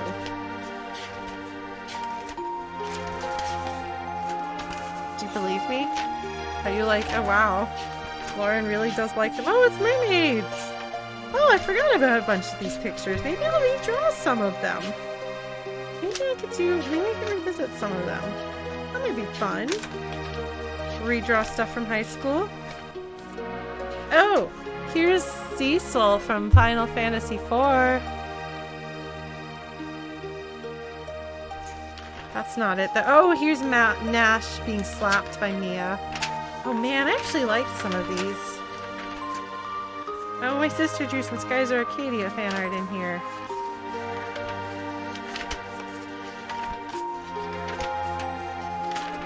There's lots of things that are not Locke and Sully's in here. Oh, other people's sketches. Oh, I brought this to anime conventions and other people drew their characters and stuff, and then there's some commissions. I just don't want to not find it. Anyway. No! So I'm not finding exactly what I'm looking for, but I'm at least... Is Kay still in the chat? Kay, are you still here? Are you still in the chat? This has nothing to do with anything that anyone else in the room is going to get. Do you remember? I don't know if I ever finished any of the fan art that I drew from those.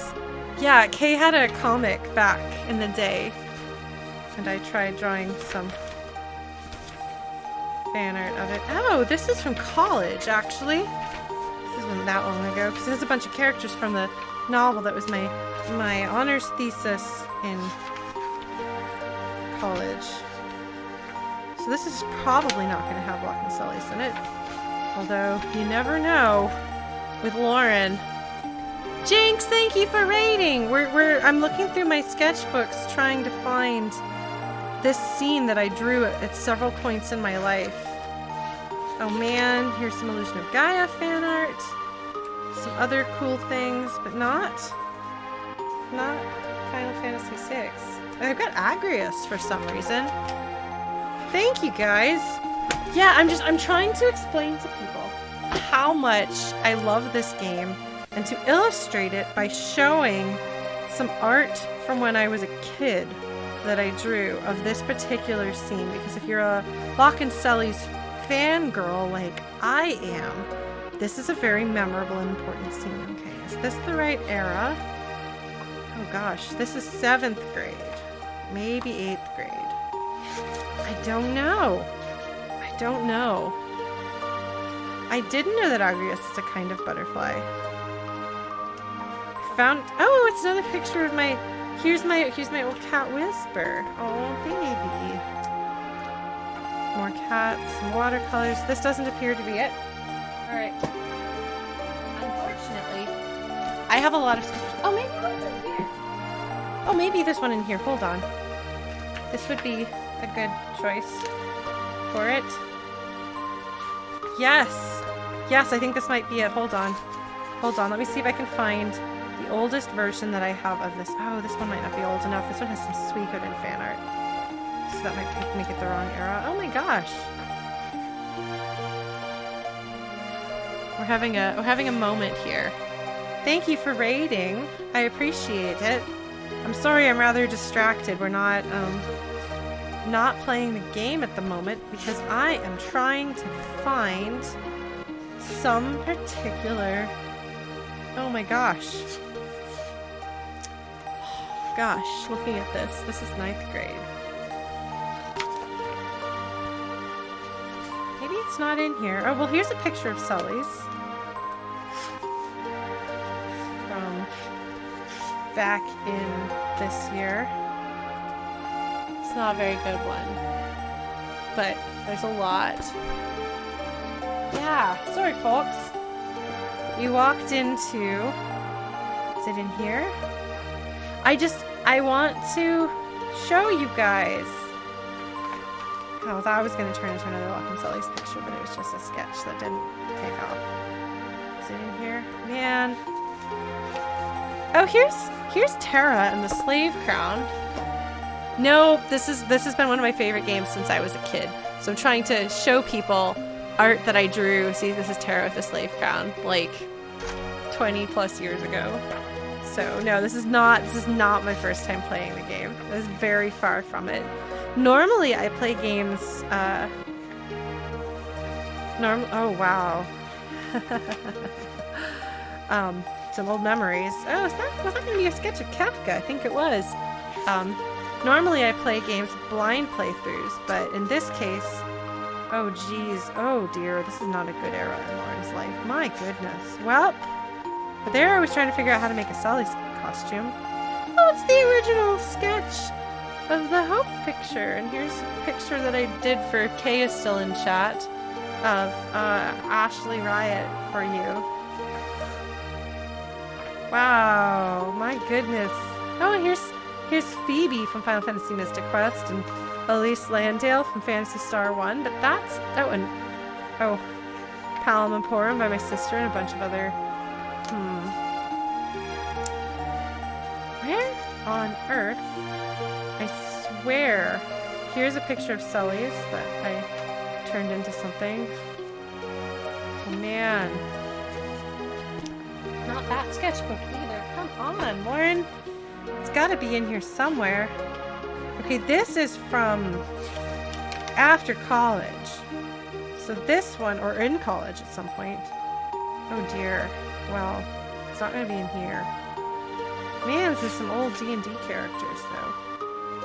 Old art from friends, old art of friends. That's not helpful.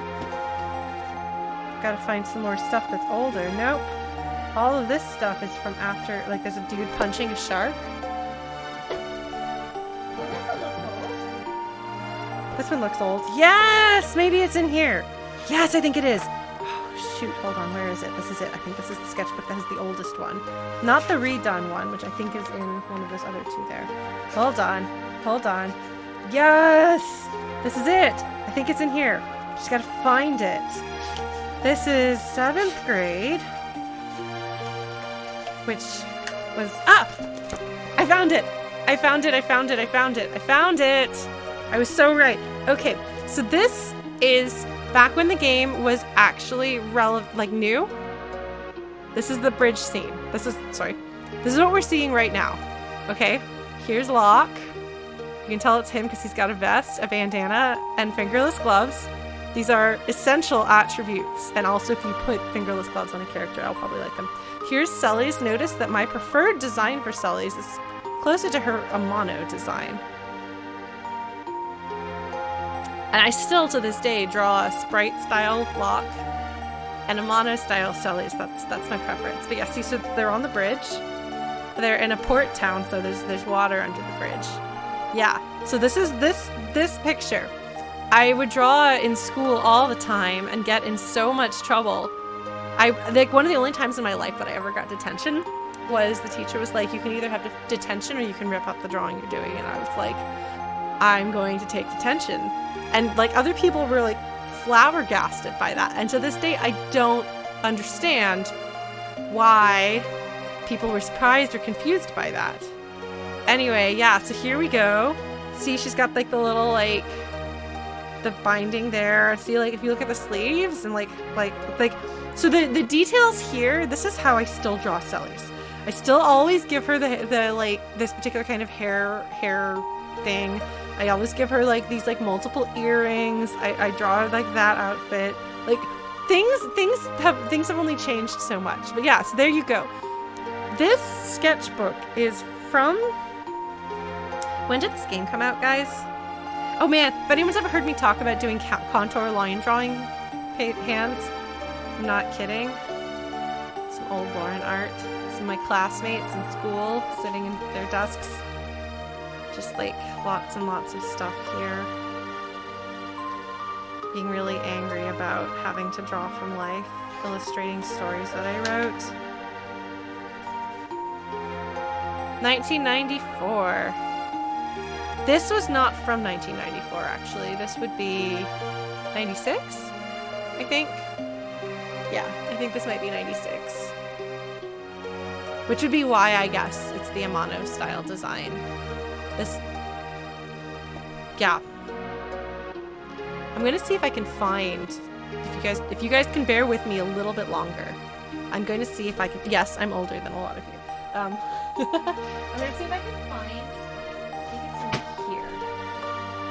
Yes, I think it's in here. I'm gonna see if I can find the high school version of this that I did. I think it's this sketchbook. Go figure, they're too near the bottom of the pile. Oh, what? There's a bunch of Phantasy Star fan art in here. Some of my school assignments here that are graded. Yes, I do believe this is the sketchbook I'm looking for. We'll find out shortly. Oh man. Oh, is that supposed to be? Yeah, it's supposed to be Daryl on the airship. I bet this is it. Well, and Kara from Alicia Gaia. We're getting close. And hold on. Holy cow, I'd forgotten about some of these pictures, but now they're all coming back to me as I look at it. I'm like, oh, I remember working on that quite some time ago. I thought it was in here. Oh, it's another sketch of Whisper. I should sketch cats. I don't sketch cats anymore. Oh, where is it? I thought it was in this sketchbook. There's Mia from Lunar. It's not the right game, though.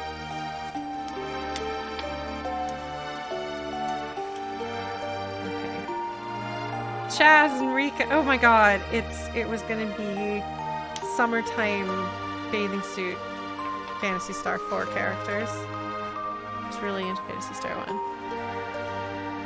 Phantasy Star 4. Okay, no. This isn't it. I thought it was in this sketchbook. I thought it was, but there's like a lot of other video games that I've done fan art for in here. There's a Luna.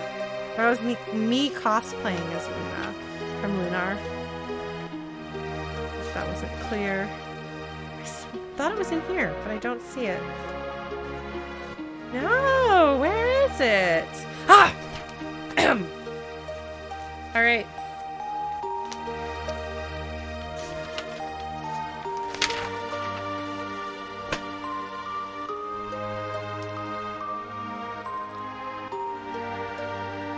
I smudged the ink, so I might have redrawn it later. So here you can see, maybe you can't see. Maybe if the lighting was better. But anyway, here it says, oh, my hero, so far away now. And then I started erasing it. But yeah, so notice in this case, so she still got that. I always draw like a hair clip, that particular kind of hair clip. He's got, oh, he doesn't have fingerless gloves. Oh, wait, actually, this is strange. This is a very strange interpretation of their designs. But you see, it's the exact same scene. You see what I mean? Like,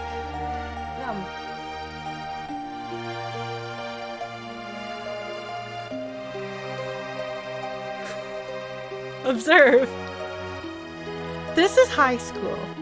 This is middle school. Like seriously, this is 7th grade, and this is probably like 11th grade. So yeah, these are very old. These are baby Lauren pictures. I really want to redraw this scene now.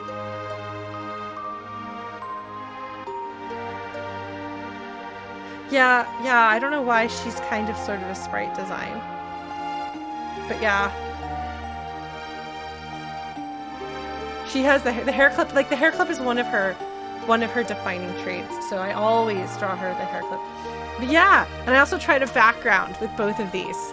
So then if you look at where we are right now, observe literally the scene. Yeah, and I've tried drawing it since then, but these are the two that are finished enough. Might be another. That's... Hold on, just a sec. Did I draw it that recently? Oh my gosh! Ha! There's Fatal Fury fan art in here. That's funny. Did I draw them anywhere in here? Oh dear. This is much more recent than that. This is from 2009, which is still much more recent than that. Did I draw them in here? I've got a whole lot of like role-playing characters and stuff in here. Nope, doesn't look like it. It's mostly role-playing characters. Cats. More role-playing characters. Self-portrait. Lots of contour line drawings of things. More role-playing characters. Yeah.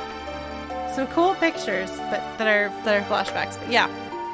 No, it's not it's Terry. It's Terry and Rock. My favorite fighting game character.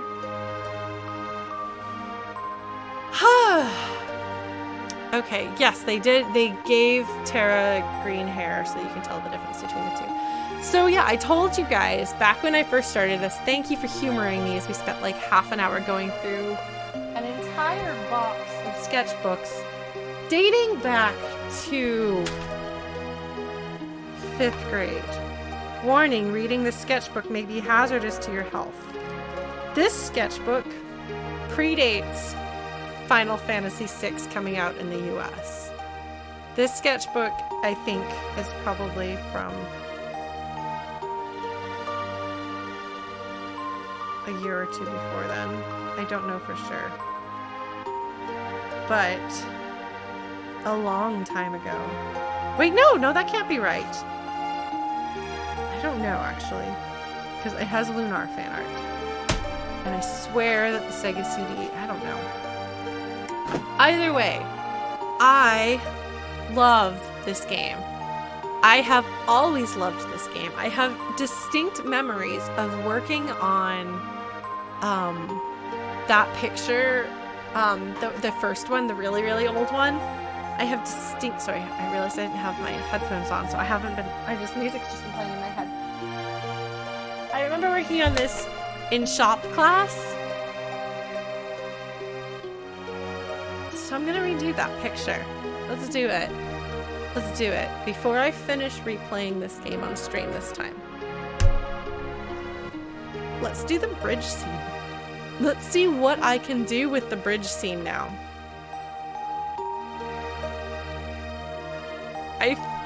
There is something really kind of crazy to behold this in my hand and remember how long ago in my life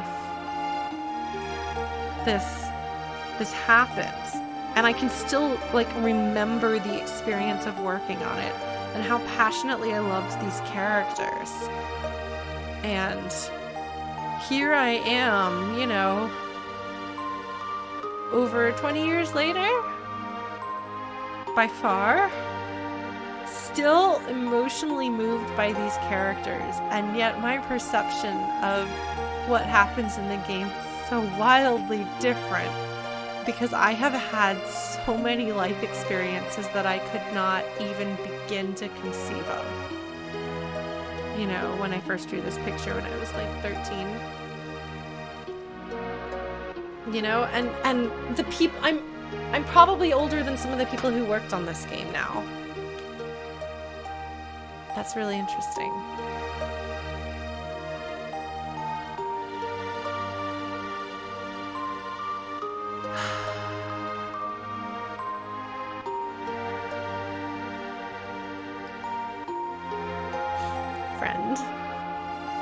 Friends.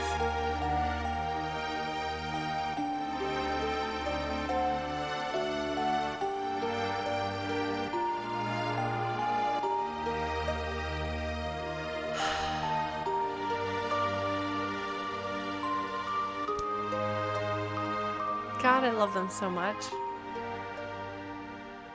One of the few pieces of fan fiction that I ever wrote was taking all of the dialogue from the script of this game for the important Locke and Sully scene and building out like prose around it. I love them. I love them a lot, and I love them at least as much now as I did then.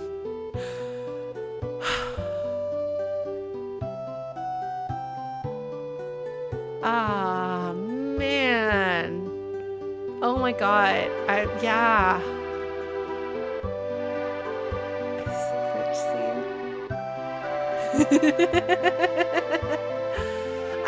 I mean, as far as the quality of the art, but you can tell it's Locke and Sully's on the bridge. You can tell. You can see. It's clear.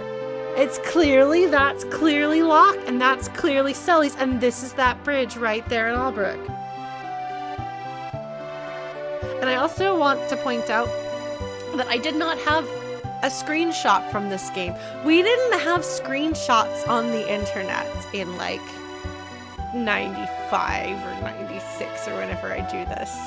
So this was purely from my memory and from some pictures my sister had cut out of a magazine or something like that that had the character designs.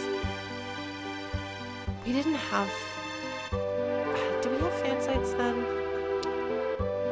95... Well, no, if Suikoden came out in 95. Yeah, no, screenshots weren't a thing, and you couldn't just, like, take a photo with your phone. So, yeah. That's why this doesn't actually look anything like Albrook, because I didn't boot up the game and walk over here and look at it. But you can be sure that now I would... Okay, so my experience with the internet... I'm just going to hold this here. My experience with the internet, appropriately enough, was being a young person because my dad was a very early adopter of things. As a huge nerd and a professor, he got us internet access without having to use AOL. We used the university's dial-up stuff. But I used Telnet to access news groups like rec.arts.anime, that kind of thing. But I got into a gaming one or a role-playing one and immediately fell into a flame war about Ultima versus Final Fantasy. That was my first experience on anything resembling the internet. And then I quickly found a news group that was a play-by-post Final Fantasy, what would later become a stereotype of like everything is smashed together in one place. Like there were a lot of anime-ish and game-ish like MUDs and things where it was like something happened on Tokyo Tower and now every game imaginable is all like here. But in this case it was all of the Final Fantasy characters from a few different Final Fantasy games. There weren't as many at the time. Somehow kind of crashed into Final Fantasy 6, so we had some characters from 4 in there. Oh. Is Flame War no longer a term that people use? Am I dating myself with that alone? So, for the children among us, Flame Wars, exactly what they sound like from that description. It's basically two people throwing fire at each other, or two groups of people throwing fire at each other, arguing about a thing. Oh my god. That's funny. Okay, so it's not exactly the same as modern discourse. A flame war is slightly different. But yeah, I didn't know what a flame war was, and then I stepped into it, and I was like 11 or 12. But yeah, I got involved with this Final Fantasy play-by-post, the FFRPG, which actually, hilariously, I still have ties to a couple of people, re-wound up with ties to a couple of people who were related to that. But yeah, that was, so my very early internet experiences were Final Fantasy. That's where I discovered the fanon theory, which I like better, even though it's not at all supported by the text, that Go-Go is actually Daryl. Totally not in the game, but I love it. I love it. Yeah, an old-fashioned flame war, like, people would get, like, really, like, up in arms, and they were, like, sometimes legitimately mad at each other, but nobody was, like, nobody was even entertaining the thoughts of, like, physical violence or anything like that. It was very different. Anyway. Yeah. I love the Go-Go equals Daryl theory. I'm trying to remember if there were any other, because a lot of the stuff I played an original character, Do Not Steal. She had blue hair and blue blood and was part of some weird science experiment thing, and it was very dramatic. But yeah. Oh man. I love Final Fantasy VI. But yeah, like, to give you an idea of like the story departed, like Edward, or no, I think it was Edgar himself. I think Edgar got possessed by Lich from Final Fantasy 2, 1, and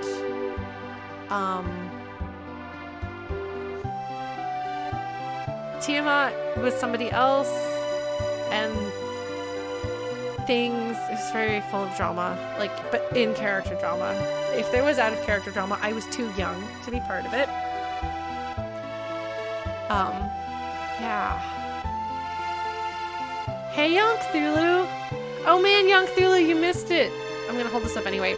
We looked through my old sketchbooks from like middle school to find the scene that we just saw in game, illustrated by baby Lauren. It's so exciting.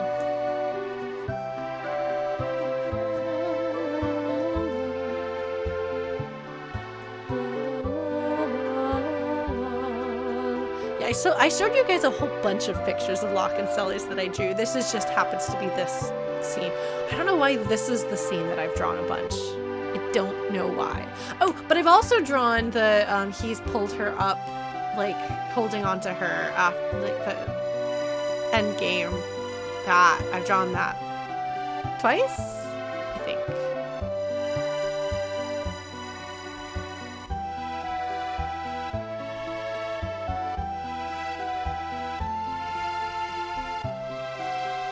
I'm a little older than you. Alright, let's do it, friends. Just added like half an hour or more. Yeah. Generational difference.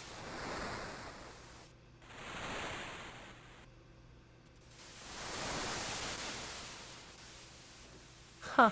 That's interesting, Chrono. It's a cool line. Again, I don't know that it's supported by the text, but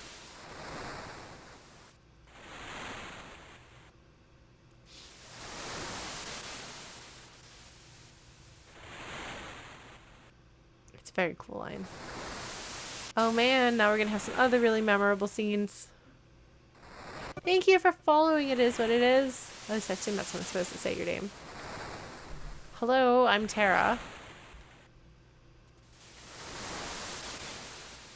Yeah, I don't remember what happens in the engine room, but it's dangerous. Did you know it's dangerous? I don't want to know what love is now.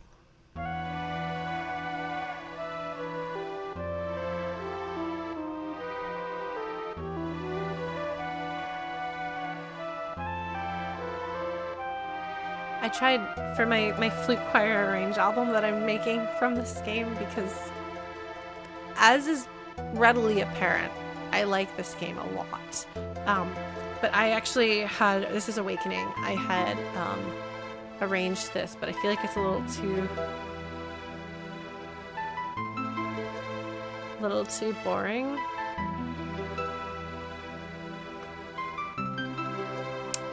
I don't know.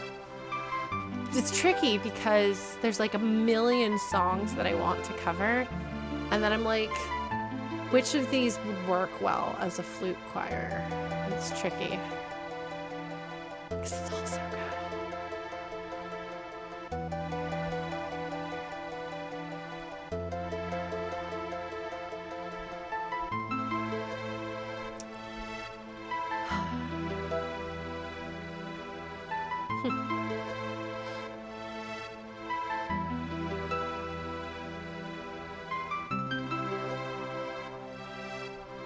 Thank goodness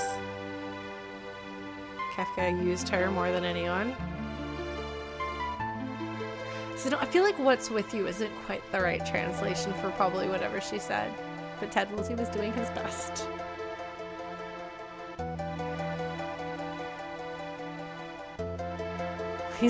It's interesting, in one breath he says we're not all like Kafka, and then he says, well, actually I'm no different than Kafka, which of course isn't true. But it does kind of call into question, like, if he is supposedly a good person who's aware of terrible things happening and he doesn't stand up to stop them, like, what does that say about him? You know? Kind of what good is it to be a good person involved with bad things if you don't do anything to stop them?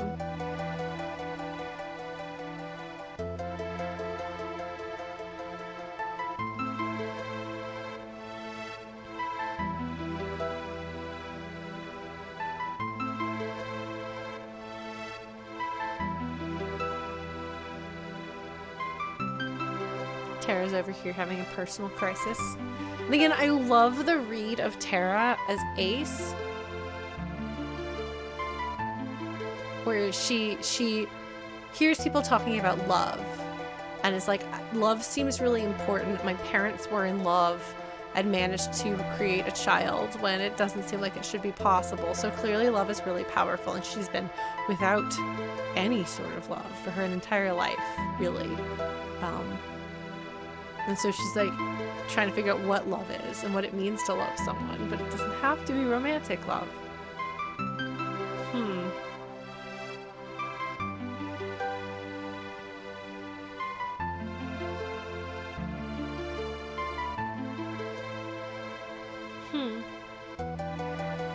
See, I think it's much harder for me to say wrong and right, and what makes a person wrong.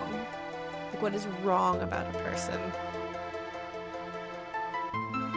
Because I have my personal definition, I think, of what being a good person is and what being a bad person is. A good person is someone who tries to be good to people and tries to make things better than they found them.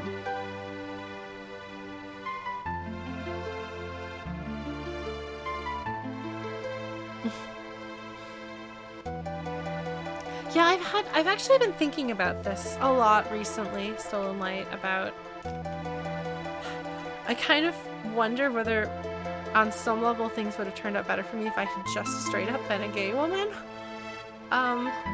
Because a lot of things that didn't go well in my life were because I wound up in relationships with dudes that weren't necessarily a good idea for me. But the girls that I've liked have always been a better idea. But I didn't really realize that that was a thing, you know? People weren't really talking about bisexuality when I was in middle school.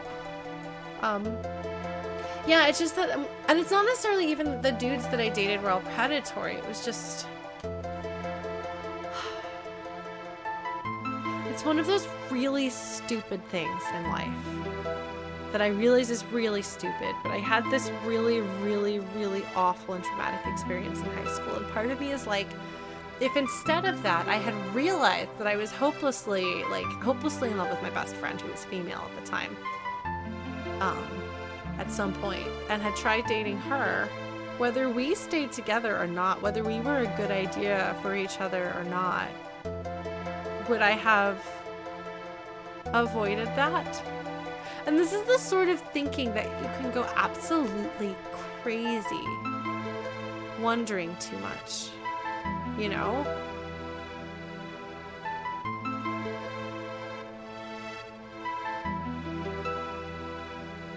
But it didn't even occur to me that what I felt about her could possibly be that kind of interest. And I think she was, I mean, I might be wrong, but I think she was interested in me, and I think it was very frustrating for her.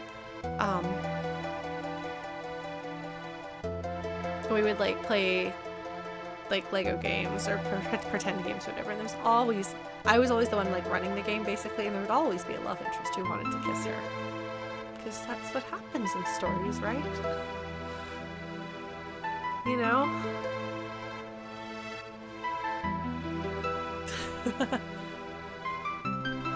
Yeah, no, what ifs could be a really deep hole.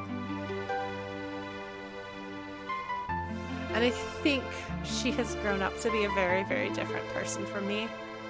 Periodically, I wonder how she's doing, because we got back in touch a couple of times, but haven't been for some time. And you kind of wonder, I don't know.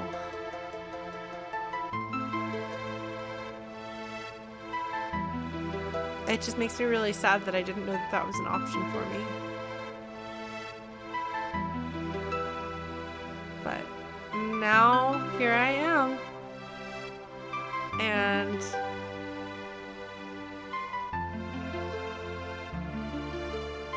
I can make the most of the life that I have now. What's funny, looking through my old sketchbooks actually, there's a couple of pictures of like shirtless dudes that I drew for other people. Exclusively for other people. I don't think I drew a single shirtless dude picture for myself. There's a lot of girls in their underwear. We're pretty girls with like legs exposed. I remember people used to tease me for it. In middle school and high school, people would tease me that I always drew girls with boobs. And I was like, look, I've had boobs since I was 11. So like, that's just how humans look. But I kind of wonder whether there was something about the way I drew that. Or like, there's a picture that I was flipping through things where there's like a girl and she's like got like her like she's sitting on the ground and like there's a skirt like up on her leg. And I remember parents of this girl I was babysitting saw what I was sketching and they were like teasing me about it.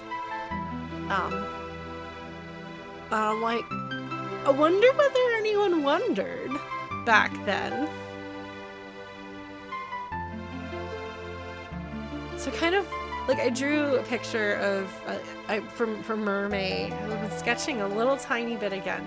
I drew a picture of a girl and a mermaid like meeting, and they're clearly like romantically involved thing. But I want to try maybe drawing a mermaid now that I'm actually okay with saying I like girls. What would drawing a pretty girl as a girl who likes girls and knows this and is willing to admit it and not worried about people commenting and making fun of it or making that kind of judgment on it, to be like, oh yeah, I've been thinking I might want to try drawing that just to see. So, yeah. It's a long time ago, as you can probably tell from those sketchbooks. I just really like mermaids, and always have. I think they're really great. I used to draw them a lot. As you can tell. I have these boxes of sketchbooks. Like, I had to look through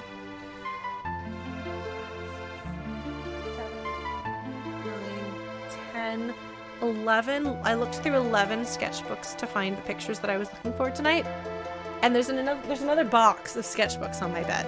And there's a few more that we didn't get to. So I used to draw a lot, and then I don't anymore. But maybe I'll draw more. What else am I going to do with my time? Play video games. Obviously, I'm still working. So, yeah, so my Final Fantasy VI stream is only ostensibly Final Fantasy VI. It's also just, like, everything. This is the most self-indulgent stream I've ever done in my life. and I have no regrets. Yeah, I did straight up say when I started streaming this on my birthday that this was going to be a self-indulgent stream. Well, there we go.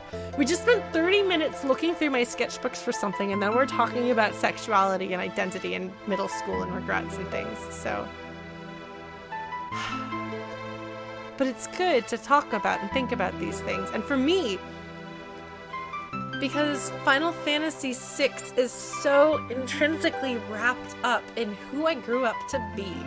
Like, if you're like, what were some of the most defining works of fiction that shaped me as a person? Lloyd Alexander's fiction. Lloyd Alexander's young adult or children's fantasy, specifically the Prydain Chronicles. Lloyd Alexander gave me my moral compass. The person I have grown up to be is the person that I want Lloyd Alexander to be proud of. My creative self, inspired by Susan Cooper, specifically the book C Word, which when I talk about it, I tell people, if you want to understand me, the book C Word is like somebody else wrote my soul in a book. And I think, I don't know exactly what did I get out of Final Fantasy VI? How do I define what this game has meant to me? Because looking back on it, so much of what happened in it,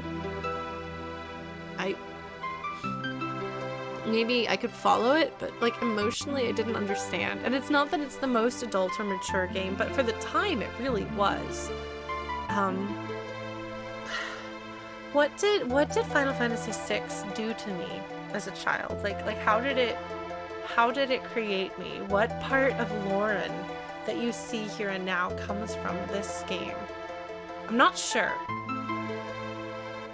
But definitely something. I mean, I think a lot of my sensibilities of the emotional strokes in a story come from this. Like when I talk about stories that move me have to be beautiful and all about light and hope shining through darkness. It's literally what this game is. That's why I picked this game up again, starting with this week, because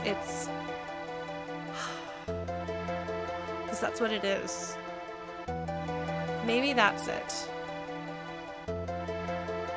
And because it's all about love, you know? Like, what's the thesis statement of Final Fantasy VI was really important to me because...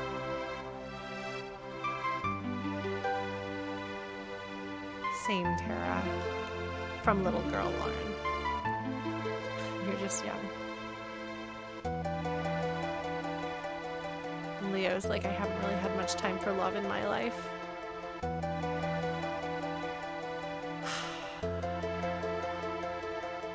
Final Fantasy VI is all about the bonds between people. It's all about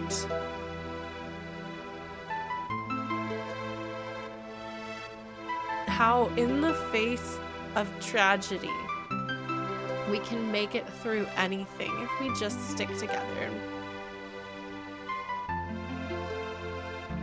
And the people that you love don't have to be the people you started with. And who you are is defined by who you choose to be, not where you come from.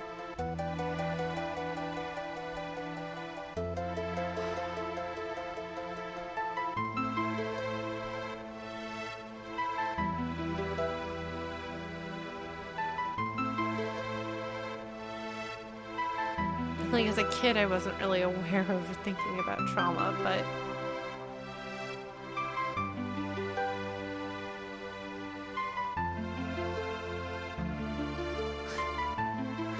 it's really sad and sweet. This moment, this right here is a very easy thing to just overlook, because immediately afterwards we get our moment of comic relief, because this is a heavy conversation. Shadow doesn't get fully explored in the game unless you jump through 5,000 hoops to get his backstory. And even then, it's not, I don't want to say minimal, but it's... Shadow thinks he isn't worthy to be a father. And here he is, being a father. You know, this is wisdom from an older paternal. This is paternal wisdom given to a younger woman. And that's sad in its own way. Even his saying, I can't help you, but being like, you have the answer.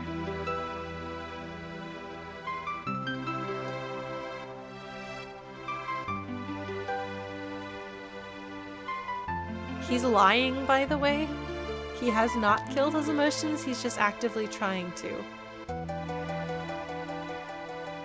I think he's trying to tell her, don't be like me. And he's thinking about his choices and his life. And then the existence of this scene, because I was always like, as somebody who gets very motion sick, I was like, this is one more way in which Locke and I have things in common. He's my favorite. But this is an example of comic relief, which is something that I talked about a lot when I played Undertale. But there's a lot of really heavy story stuff that's just happened, from the scene on the bridge to Tara's heart-to-heart with Leo, and even with Shadow. And they needed to lighten the mood a bit, which kind of helps them then reset it to normal after this. Why Ted Woolsey? Not a word of this to anyone else, oh shrouded one. Like, why is that the phrase he used? Ted Woolsey. That's the answer. Enough of an answer. Oh my goodness, the floating continent.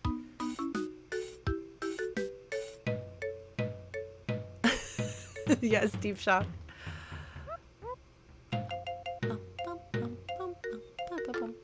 That song is just called question mark. Or maybe it's 2 question marks. There's a little boat tooting along. Yes, for anyone who doesn't know, he's her dad. Hello. And Esper. Any Esper will do. Rumor has it, huh? Huh? Does it now? It's interesting. The decision to have people say the same thing, I guess, makes it more likely that you're going to get those bits of important. Yeah, Shrouded One is very funny and it's very distinctive. It's just out of place. Yeah, no, I call this translation idiosyncratic because the translator has left his mark on it.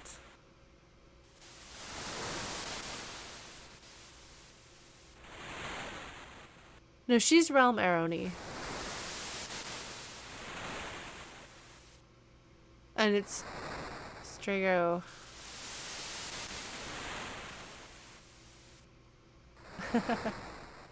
Oh, Stolen Light. Okay, yeah, no, that makes sense. But I think it also makes sense because they want you to know about...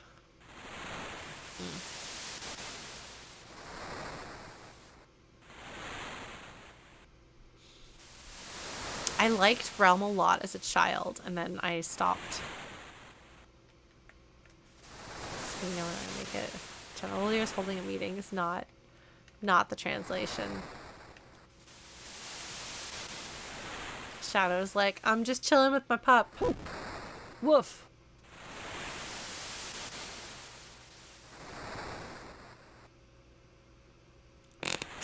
Look. You dum-dum. They're both dum-dums. I love them. But also it's complicated and confusing, you know?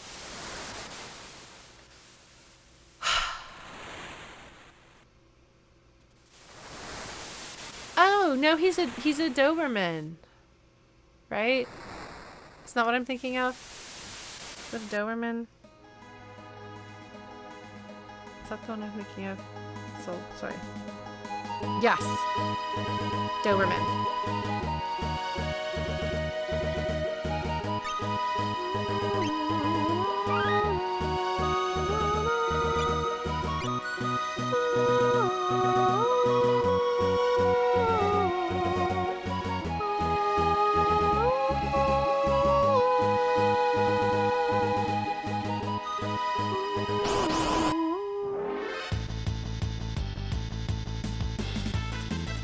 my gosh.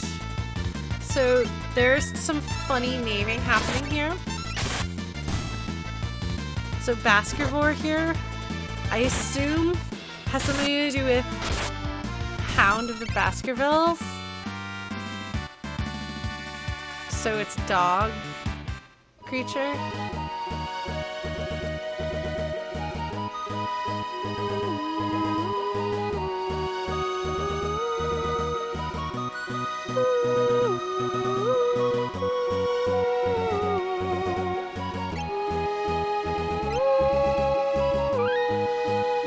Sorry, you have to deal with me singing along with everything. I think so, Chrono, but we can do that right now. We've still got half an hour. So musically, this song is very definitely supposed to be reminiscent of, oh my god. Wow, my brain really is falling apart. I literally can't access my memories. There's no way I would forget this.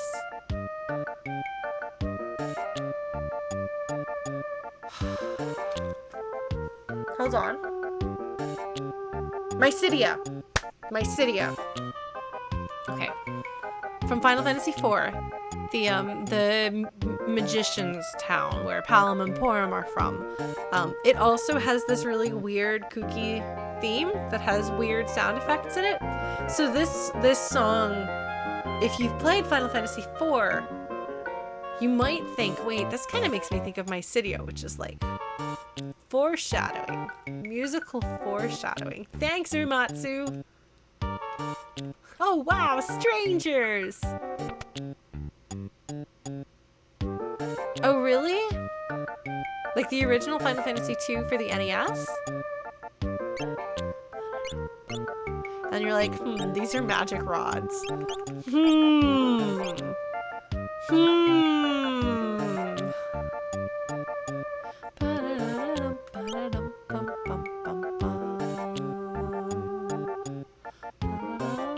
Do I want this? Probably.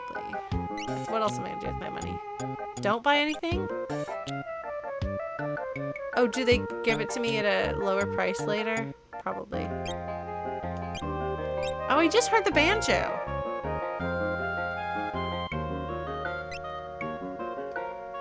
Do you hear the banjo? There's a banjo.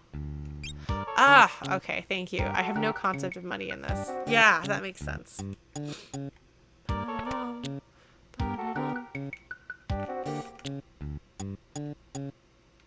Nah, never mind.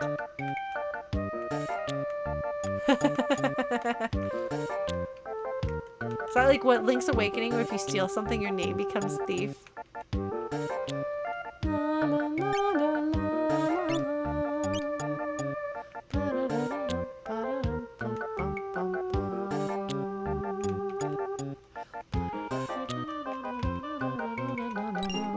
Haha! Useless item, but I got it anyway. Oh man, okay. Yes!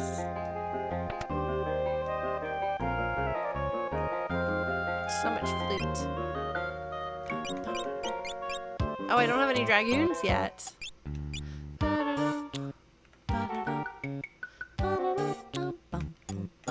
Yeah, I love Umatsu's music.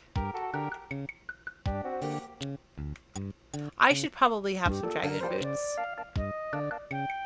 Hello, child.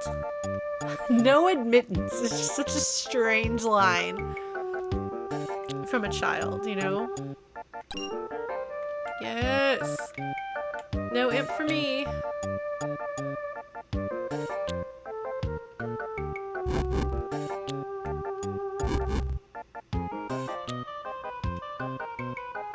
Yeah! Yeah!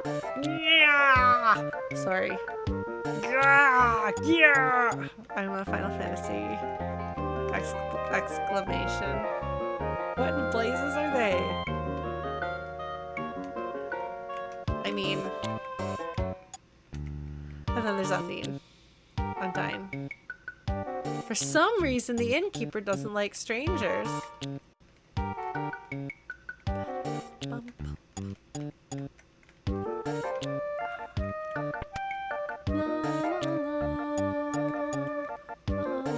we're strangers.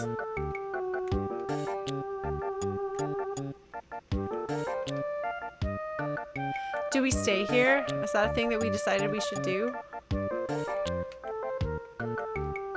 It's not my favorite song on the soundtrack. That's a tricky part to play, though.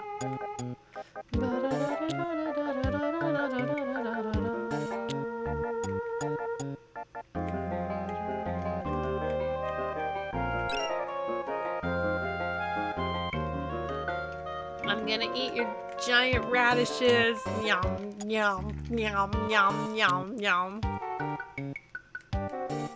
Bum, bum, bum, bum. Dugga, dugga. Dugga, dugga. Dum, bum, bum, bum, bum. Alright. This is it, right? No? Okay. Welcome. I don't know what you're talking about.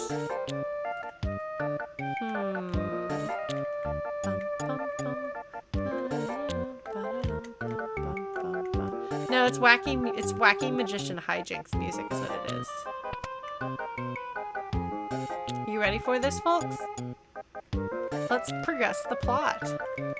I'm capable of that. He's a gramophone. Steampunk, that can happen. Why do you have a mohawk, Strago?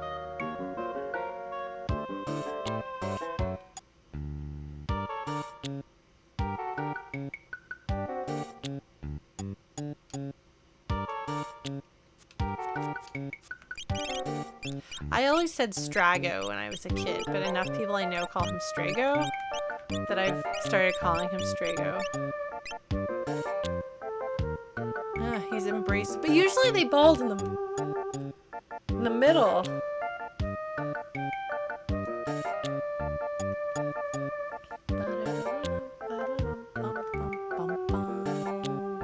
Honestly, can't say I have.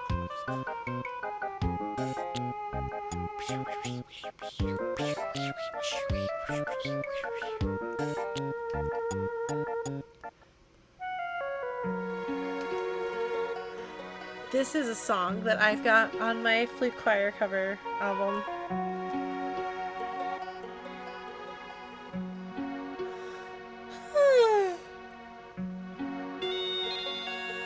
But I want to have a piccolo be the really annoying sound.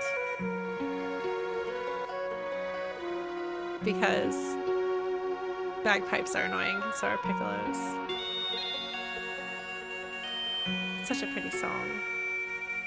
Oh, I prefer to use canon names. I don't, but I have friends who do have piccolos. I played piccolo in high school. I was not very good, and my piccolo was not very good. It's not a good combination. But it meant that I could march with a piccolo instead of a flute. Because everyone's like, oh, flute's so lightweight. I'm like, yeah, you want to just stick your arm out like this and leave it there? Just like leave your arm there? Go for it. Now put like a thing in there. Put something kind of heavy in there. Okay, now just like walk with that for like 30 minutes. See how you feel. Piccolo. You can just like stick your arms on you. It's a little bitty. You can stick your piccolo in your pocket and walk right past the sousaphones. I was a good classmate. Yeah, like if you want to use the Japanese names, that's fine. You can take off the E at the end of Locke's name. You can name Tara Tina. You can call Sabin Nash. Go for it.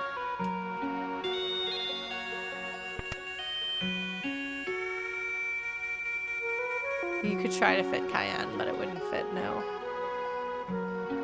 So they have matching color schemes, which are reminiscent of Palam and Param, the two magic, like related magic using characters in Final Fantasy IV, who are green and red and green. So those are the colors of the mysterious magic users. She's super cute.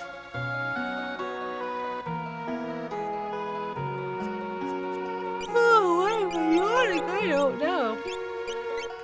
Yeah, so when I was a kid, I loved Realm, and then I didn't like her after that, and I'm not sure what I'm gonna think this time around. Because she's a brat.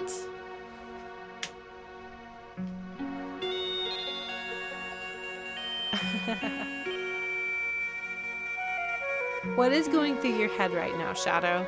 What are you thinking right now, Shadow? I want to know.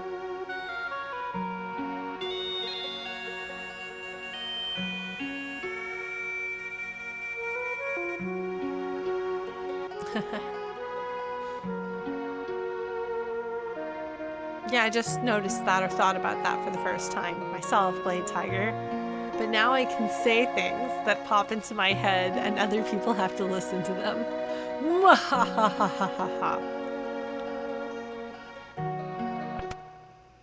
Problem's like, fine, I'm gonna go hang out with this puppy and you guys can go be boring grown-ups without a dog or me.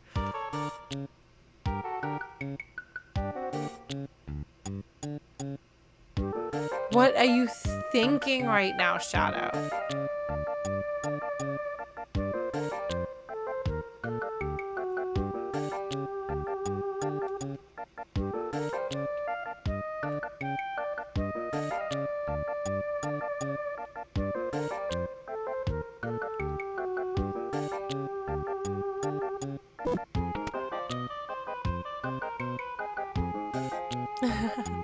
So cute.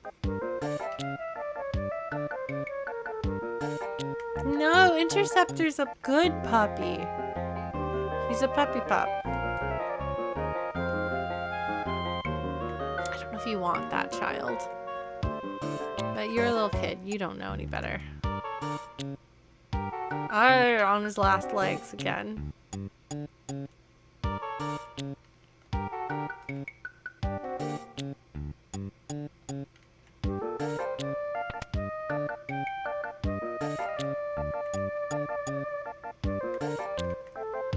They don't want money to prevent you from proceeding. I don't know if there's anything. Is there anything to see or do that I haven't seen or done here? I don't think so. This is not my favorite town song. Let's go stay in the inn. Let us progress some plot. It happens sometimes. Ha! Relax for a spell. Ha ha! Thank you, Ted Woolsey. There's no way that's not intentional. Very nice. Very nice. Bing. Well, you could go up and say Strago told us to stay here. Strago's like, yo. I mean, that's not actually what he's like.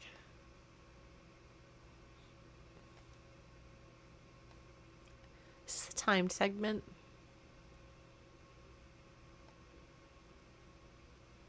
Shadow's like self-sabotaging. He's like intentionally. Shadow, you know he knows. He has to know. Actually, did he know he had a child? I know that he fell in love with a woman. But did he know that she got pregnant, or did he leave before then? Because if not, that could be a bit of a shock to go to where he knew her was her house and there's her dad and here's a little girl and he's like, oh, which I could see being shocking, and then you don't know how to deal with that. This isn't good.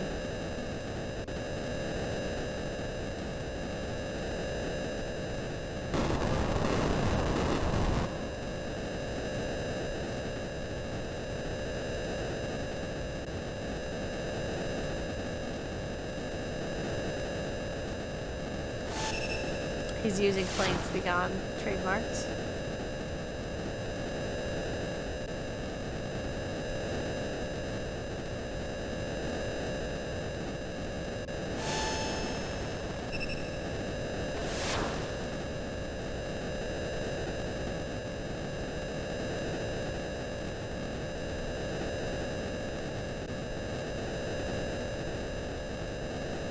Why don't we help them? We have magic too.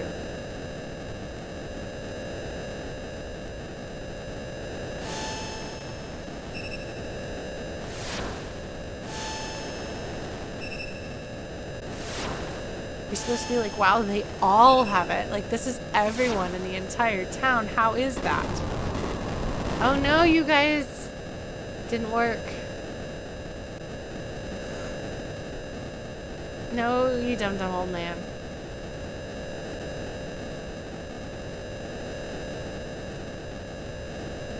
But, like, is the implication then that they...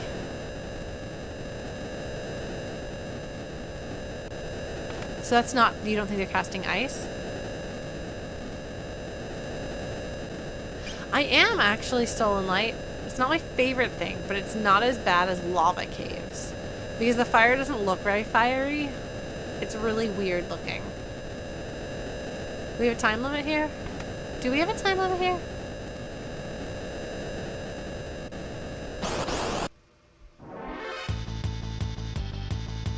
Okay. Well, this is not gonna be much fun, is it?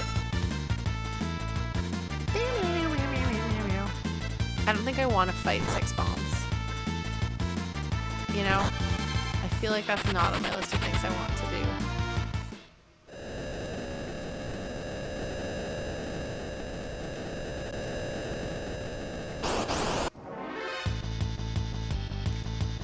Oh, I can probably fight 3 though.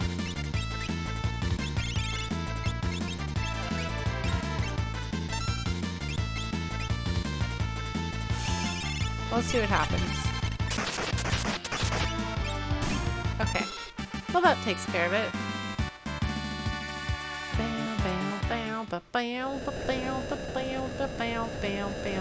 Oh, there's a hole in the floor. Got it.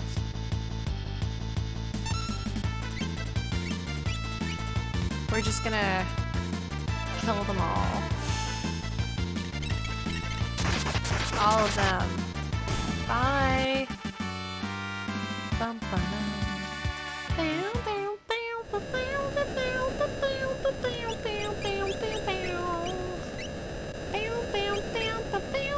Okay, what are we, oh, we're gonna give you Seraphim.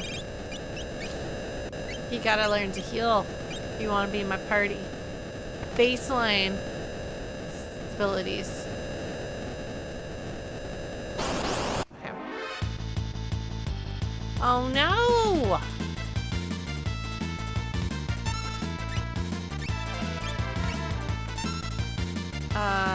Hold on.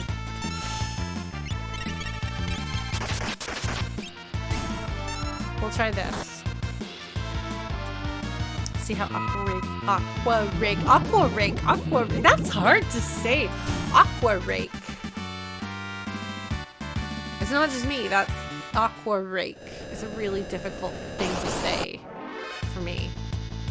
Maybe other people have different experiences. My goodness. Okay. We're gonna aqua rake you all.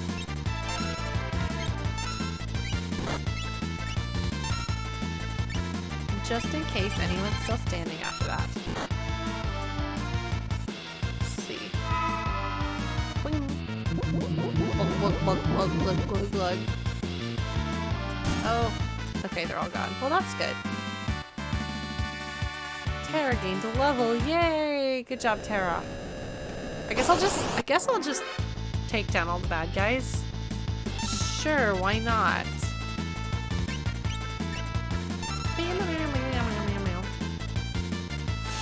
I mean, I probably want these for the boss. These aren't actually bombs and don't explode. Are you sure?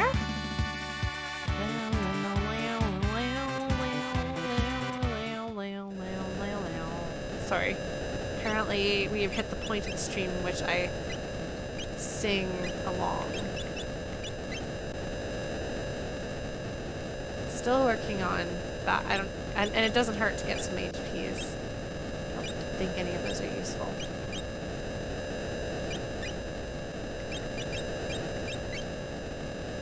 He's getting some mups.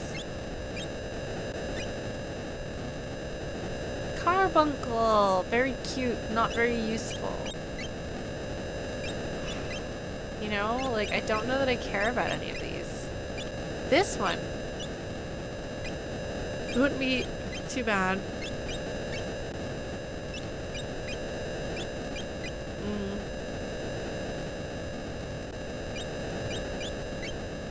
I do like haste, but mostly I like the running shoes.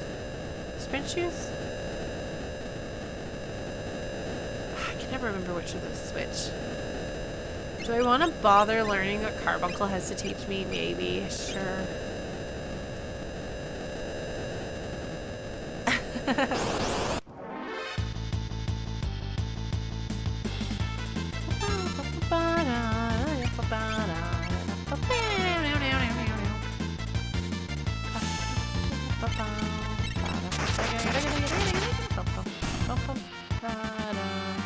Cute Pokemon summon. Is that what we're talking about? Carbuncle here? Yeah. Running shoes. That's it. Okay. Ah. Oh no! It's fires! We're surrounded by fires on all sides! Oh no! If only the sentient fire wasn't here. However, the sentient fire is here, so well, I guess we're just gonna freeze it.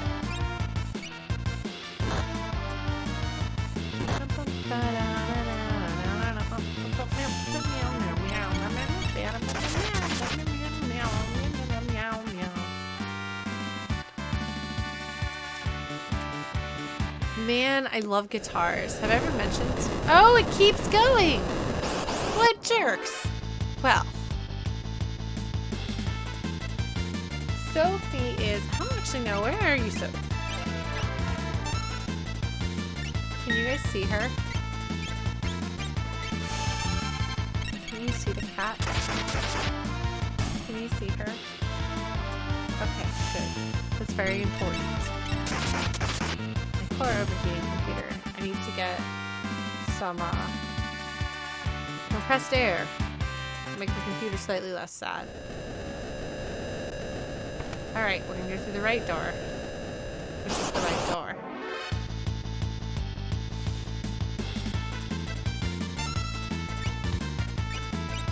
We're gonna run out of magic! Magic!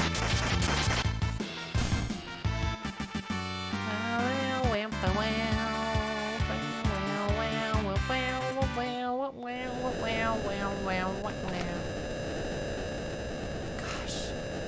There's a lot of these. Aha! Treasure chest.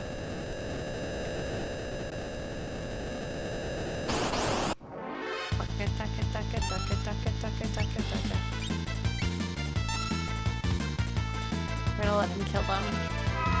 Yay! Yeah, so I feel like if I were a pro streamer who is really good at the streaming side of things, I would intertwine all of the things that I talk about with doing this gameplay stuff. Oh, this looks like this is where I'm supposed to go. I accidentally where I'm supposed to go. That's no good. Alright. But instead, I'm just gonna, like, stare at the wall and kill the bad guys. And not talk. Not actually productive.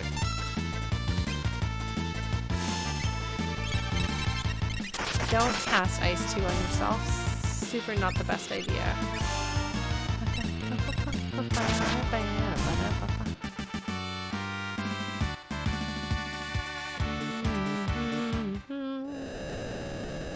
There probably are a few sections. Fire Rod, yeah. I don't know what the obligatory Jethro Tull joke is. I'm a bad flute player, clearly. Oh, we're about to be out of magic. Oh. Right. That's the thing. I'm actually not a fan. The only Jethro Tull I really like is the album Songs from the Wood. And don't get me wrong, I love the album Songs from the Wood enough to make up for how much I don't like anything else of theirs. But, yeah. Songs from the Wood is good. If you like urban fantasy, magic, realism, and forest spirits and things like that. I could sing it, but I can't play it on flute. It's been a while. Oh no, Locke, you have no magics. Okay. But I'll be able to stay at a tent before I fight the boss, right? Bye bye bad guys. Let me bring you songs from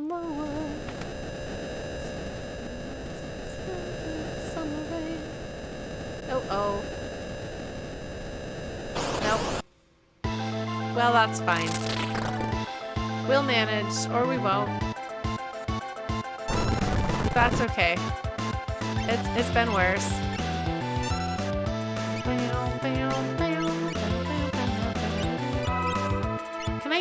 Can I use an elixir?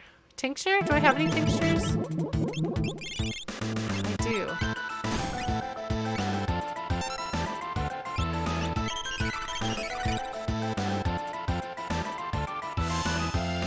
I didn't remember between a tincture and an elixir what's what.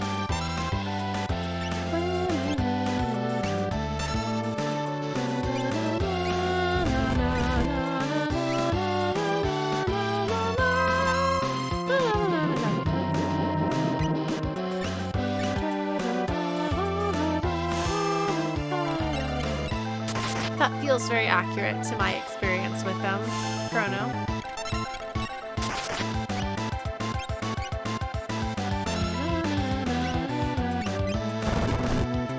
Wait, did they actually translate it as Aqualung at some point?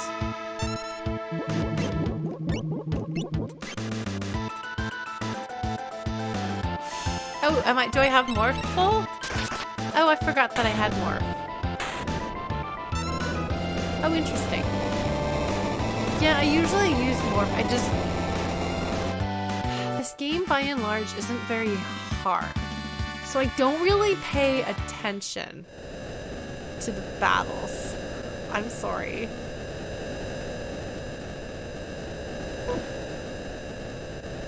Thank you, doggy dog.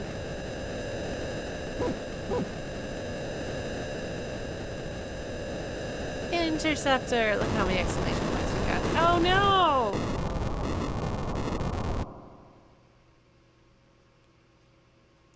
That's fair, still in life. Interceptor is trying to bark off all of the fire. Ah! He's coming to his senses. He slew the fire by running through it, and then it split in half a second later. That's what just happened.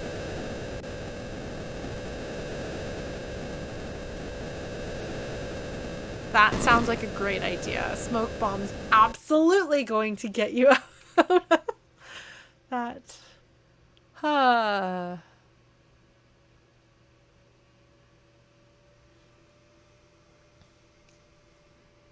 Notice that Shadow is off in the corner. Like, if you don't know what Shadow's story is at this point, like, you're like, he's acting weird. Like, he's acting weird for Shadow. What is your deal, buddy? Why are you hiding in the corner?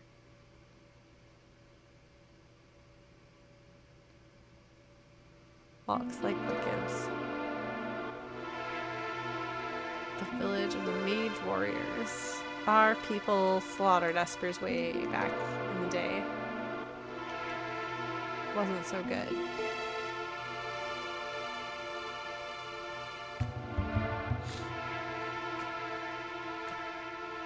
Yeah, no, there's no way you can know his story the first time around. You're just like, oh, okay. And it's not like in your face. Like, the game's not like, hey, isn't Shadow acting funny? But because it's not like out of character per se for him to be like not in the conversation thing, but like he's standing off to the side instead of standing behind you, and that's different. That's a little more meaningful and significant. They've taken the time to pull him out of standing in formation with your party and to give him a specific pose during this scene, which is interesting.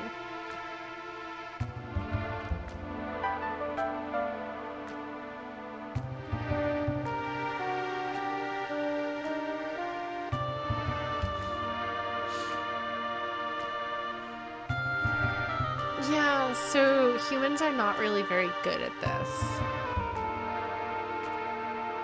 Witch hunts. Like, look if you're up to it. Just doesn't sound like something Tara would say. But if you're Ted Woolsey, anyone would say that.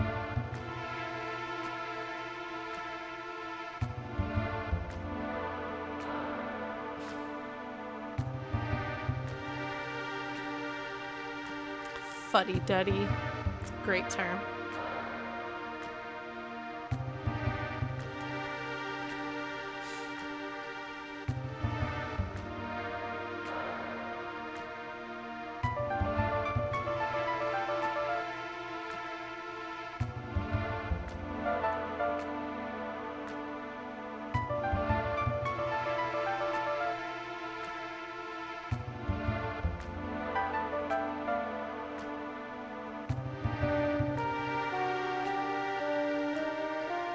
This is Narsha's music. Why is it playing here? It's the Narsh Mines theme.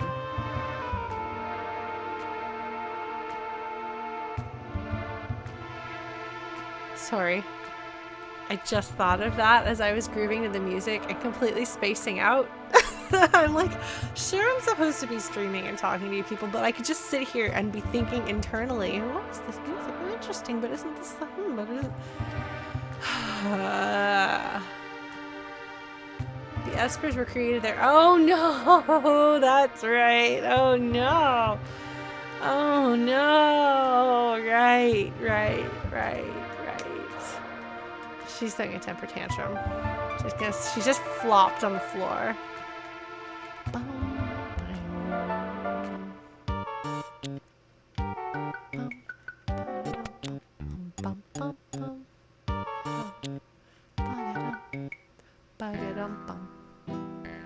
Oh, what? Why is this playing Shadow's theme? What is going on with Shadow? Why is he acting so weird in this town?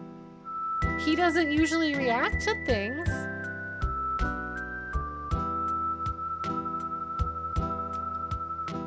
So Strigo was thanking him.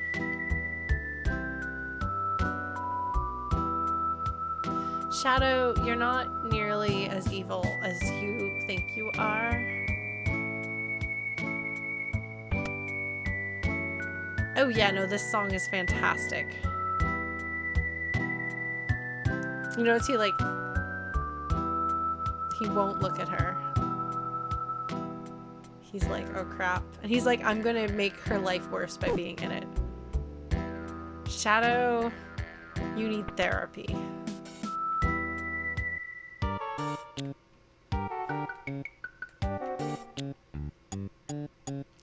So I think the rest of them aren't necessarily blue mages. They're just magic users. This lady's really excited. She got the same sprite as Lola. Ah, no, this looks like the same price.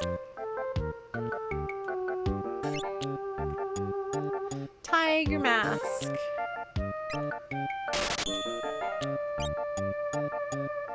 Oh, really? Oh, okay.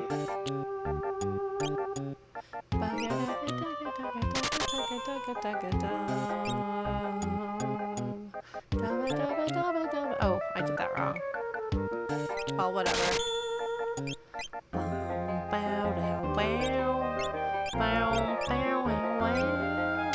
Probably gonna get a couple of these, because what else am I gonna do with my money? Just like arbitrarily buy some stuff. Oh, this looks good. The two of my chosen party members can wear it.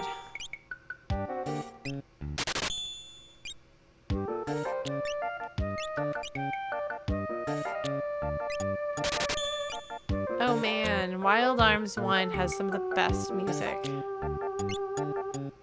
I really love Ennio Morricone though. I love Spaghetti Westerns music. Okay, I want this. Yes. Do I want two of them?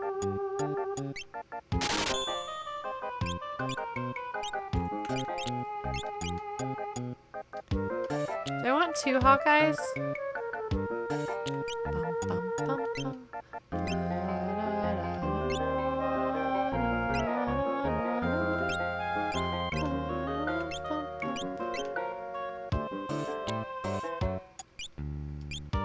Yeah, but it'll come back. That's fine. Yeah, I'll get one more of these. Like, I'm sorry, I really don't pay any attention to either money or battles in this game. I should probably pay more attention to it. but I don't. Oh, we should probably get a dragoon. Just in case we want one. Is this the right place? Yes.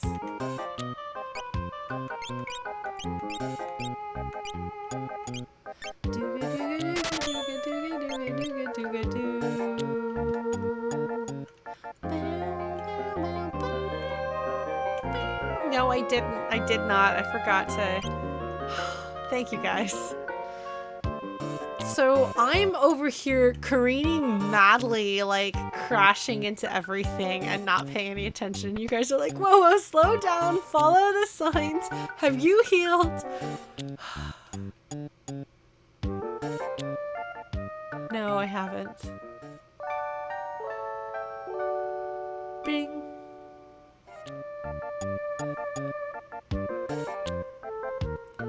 Why does it have a B at the end of the bed? Is that for a bed? Is that like somebody got really excited about their letters? Their alphabet? I'm like, yes. I got this.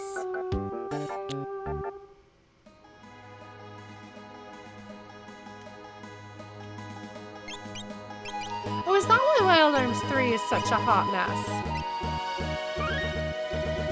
There was a Wild Arms game anyway that I tried playing with my sister back in high school. It was like, wow, this is really not functional. It is, in fact, shutdown time. Well, we did actually progress the story a little bit. Aren't you proud of me? I'm proud of you. We also spent half an hour looking at my sketchbooks. Talked about, like, feelings.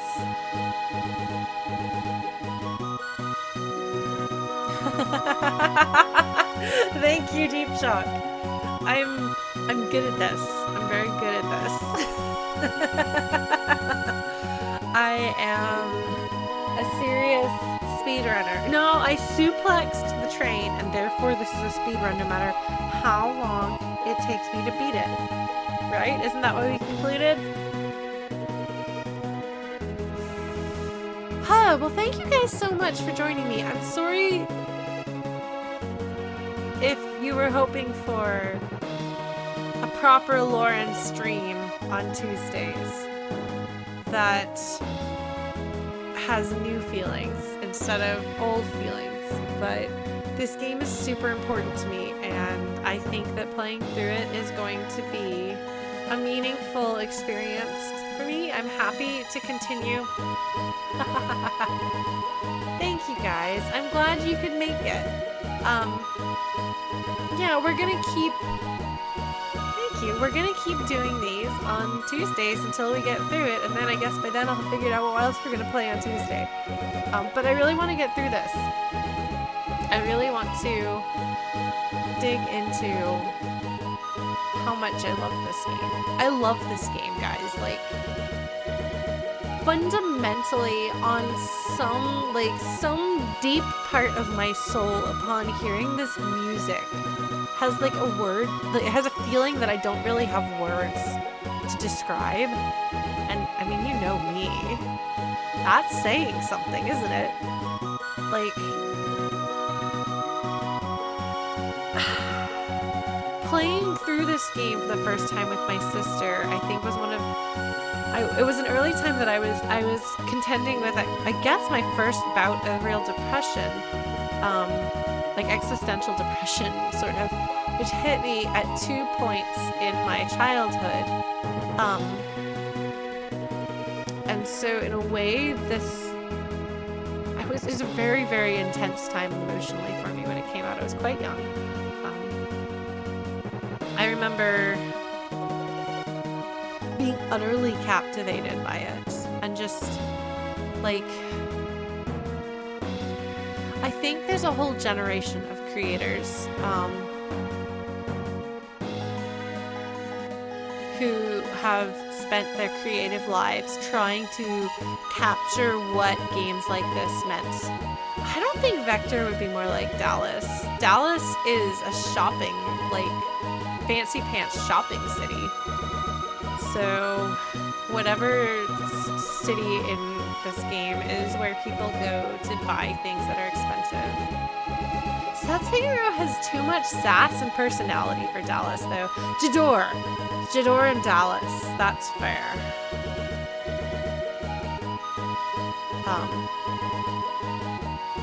Yeah, that sounds like a good fit. Where people are kind of like fussy about dressing right and being cool and so on. Yeah, that would be my guess there. Say the reputation of, I don't know actually. Anyway, yeah. For Austin?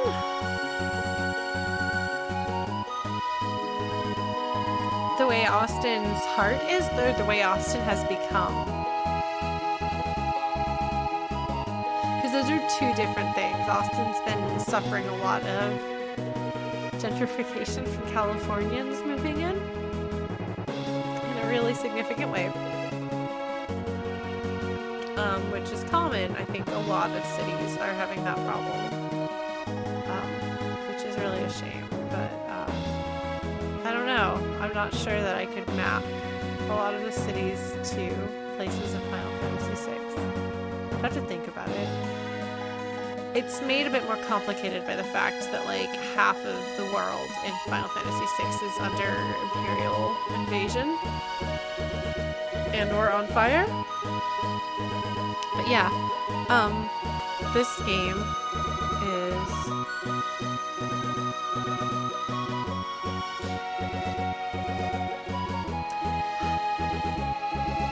I think that having it be South Figaro possibly because it's surrounded. It's kind of a political underdog in a way, trying to hold out in the face of a state that is politically in disagreement with it. It's a sanctuary city surrounded by... I'm gonna get political here. In my opinion, the Republican Party in the US is pretty blatantly evil. And Austin is a holdout in a red state, largely red state that is becoming more purple and would be more purple if the Republicans in Texas hadn't done such egregious gerrymandering over the past 8 to 10 years. But yeah, so I would say that Austin as a stronghold and sanctuary city against evil governmental political organizations could be Figaro or South Figaro. I never left that empire. I have never been a conservative-minded person. When I was very, very young, I parroted my dad's libertarian opinions, but that changed around the time I was like 11 or 12, so I don't think that counts. I think...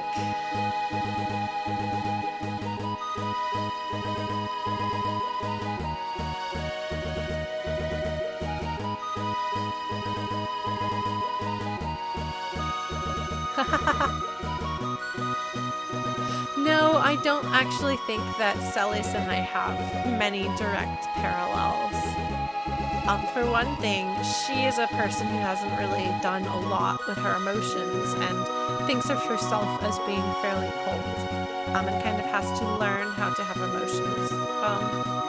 And I am a person whose life has been defined by having such big emotions that I take medication to make them more manageable. So neither our life stories nor our personalities parallel, but there are a few ways in which I feel like I relate to her. And I really, really like her. She's a great character. Yeah. Anyway, I've gone off on a tangent. Longer and differenter than I intended to. But what I was trying to say is thank you all so much for joining me. This is a very personal game. It's personal stream. I don't know where we're gonna go with it, but we're gonna keep playing it. We are coming up on an infamously difficult part of the game, so that'll be fun. You want to see me play the floating continent while not paying any attention to what's going on? It's fun. You'll be on the edge of your seats. So that should be a good time. Darren, I'm sorry, we're about to shut down. Yeah, no, we're getting up on the floating continent. But they're talking about because that's what's gonna happen soon, right? Is like we're gonna something. I don't remember exactly what's gonna set it off, but the floating continent, like we're about to get there. Something with the espers. They're gonna set off the floating continent. We're like approximately 3 steps away from that. No, I haven't, Chrono. Oh man, M10. Well, I hope that you enjoy it. And if you are not farther than I am, you should not watch my streams. Actually, no, you shouldn't watch these streams because I'm going to be talking about endgame stuff. So yeah, the floating continent is going to be exciting because I'm not going to pay any more attention to the fights than I have been. So the secret to doing better on the floating continent is to just spam attack. Just spam attack a lot and don't bother trying to strategize your way out of it. Makes it so much easier. Don't even bother with magic, just spam attack. Alright.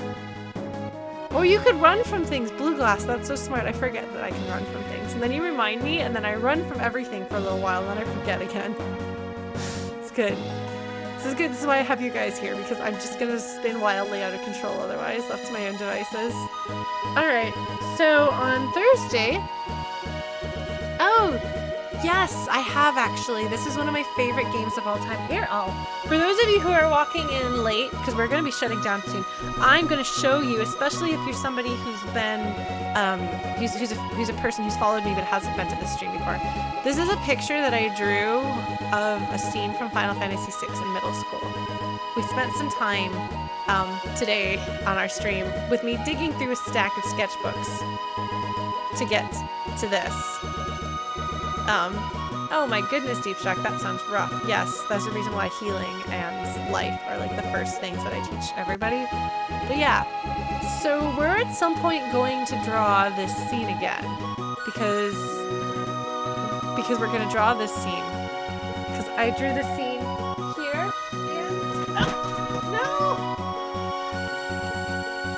and here. This is in high school. And I swear there's one more that's unfinished, but as you can see here, I smeared ink, because this was back when I was using a nib pen, dipping in ink.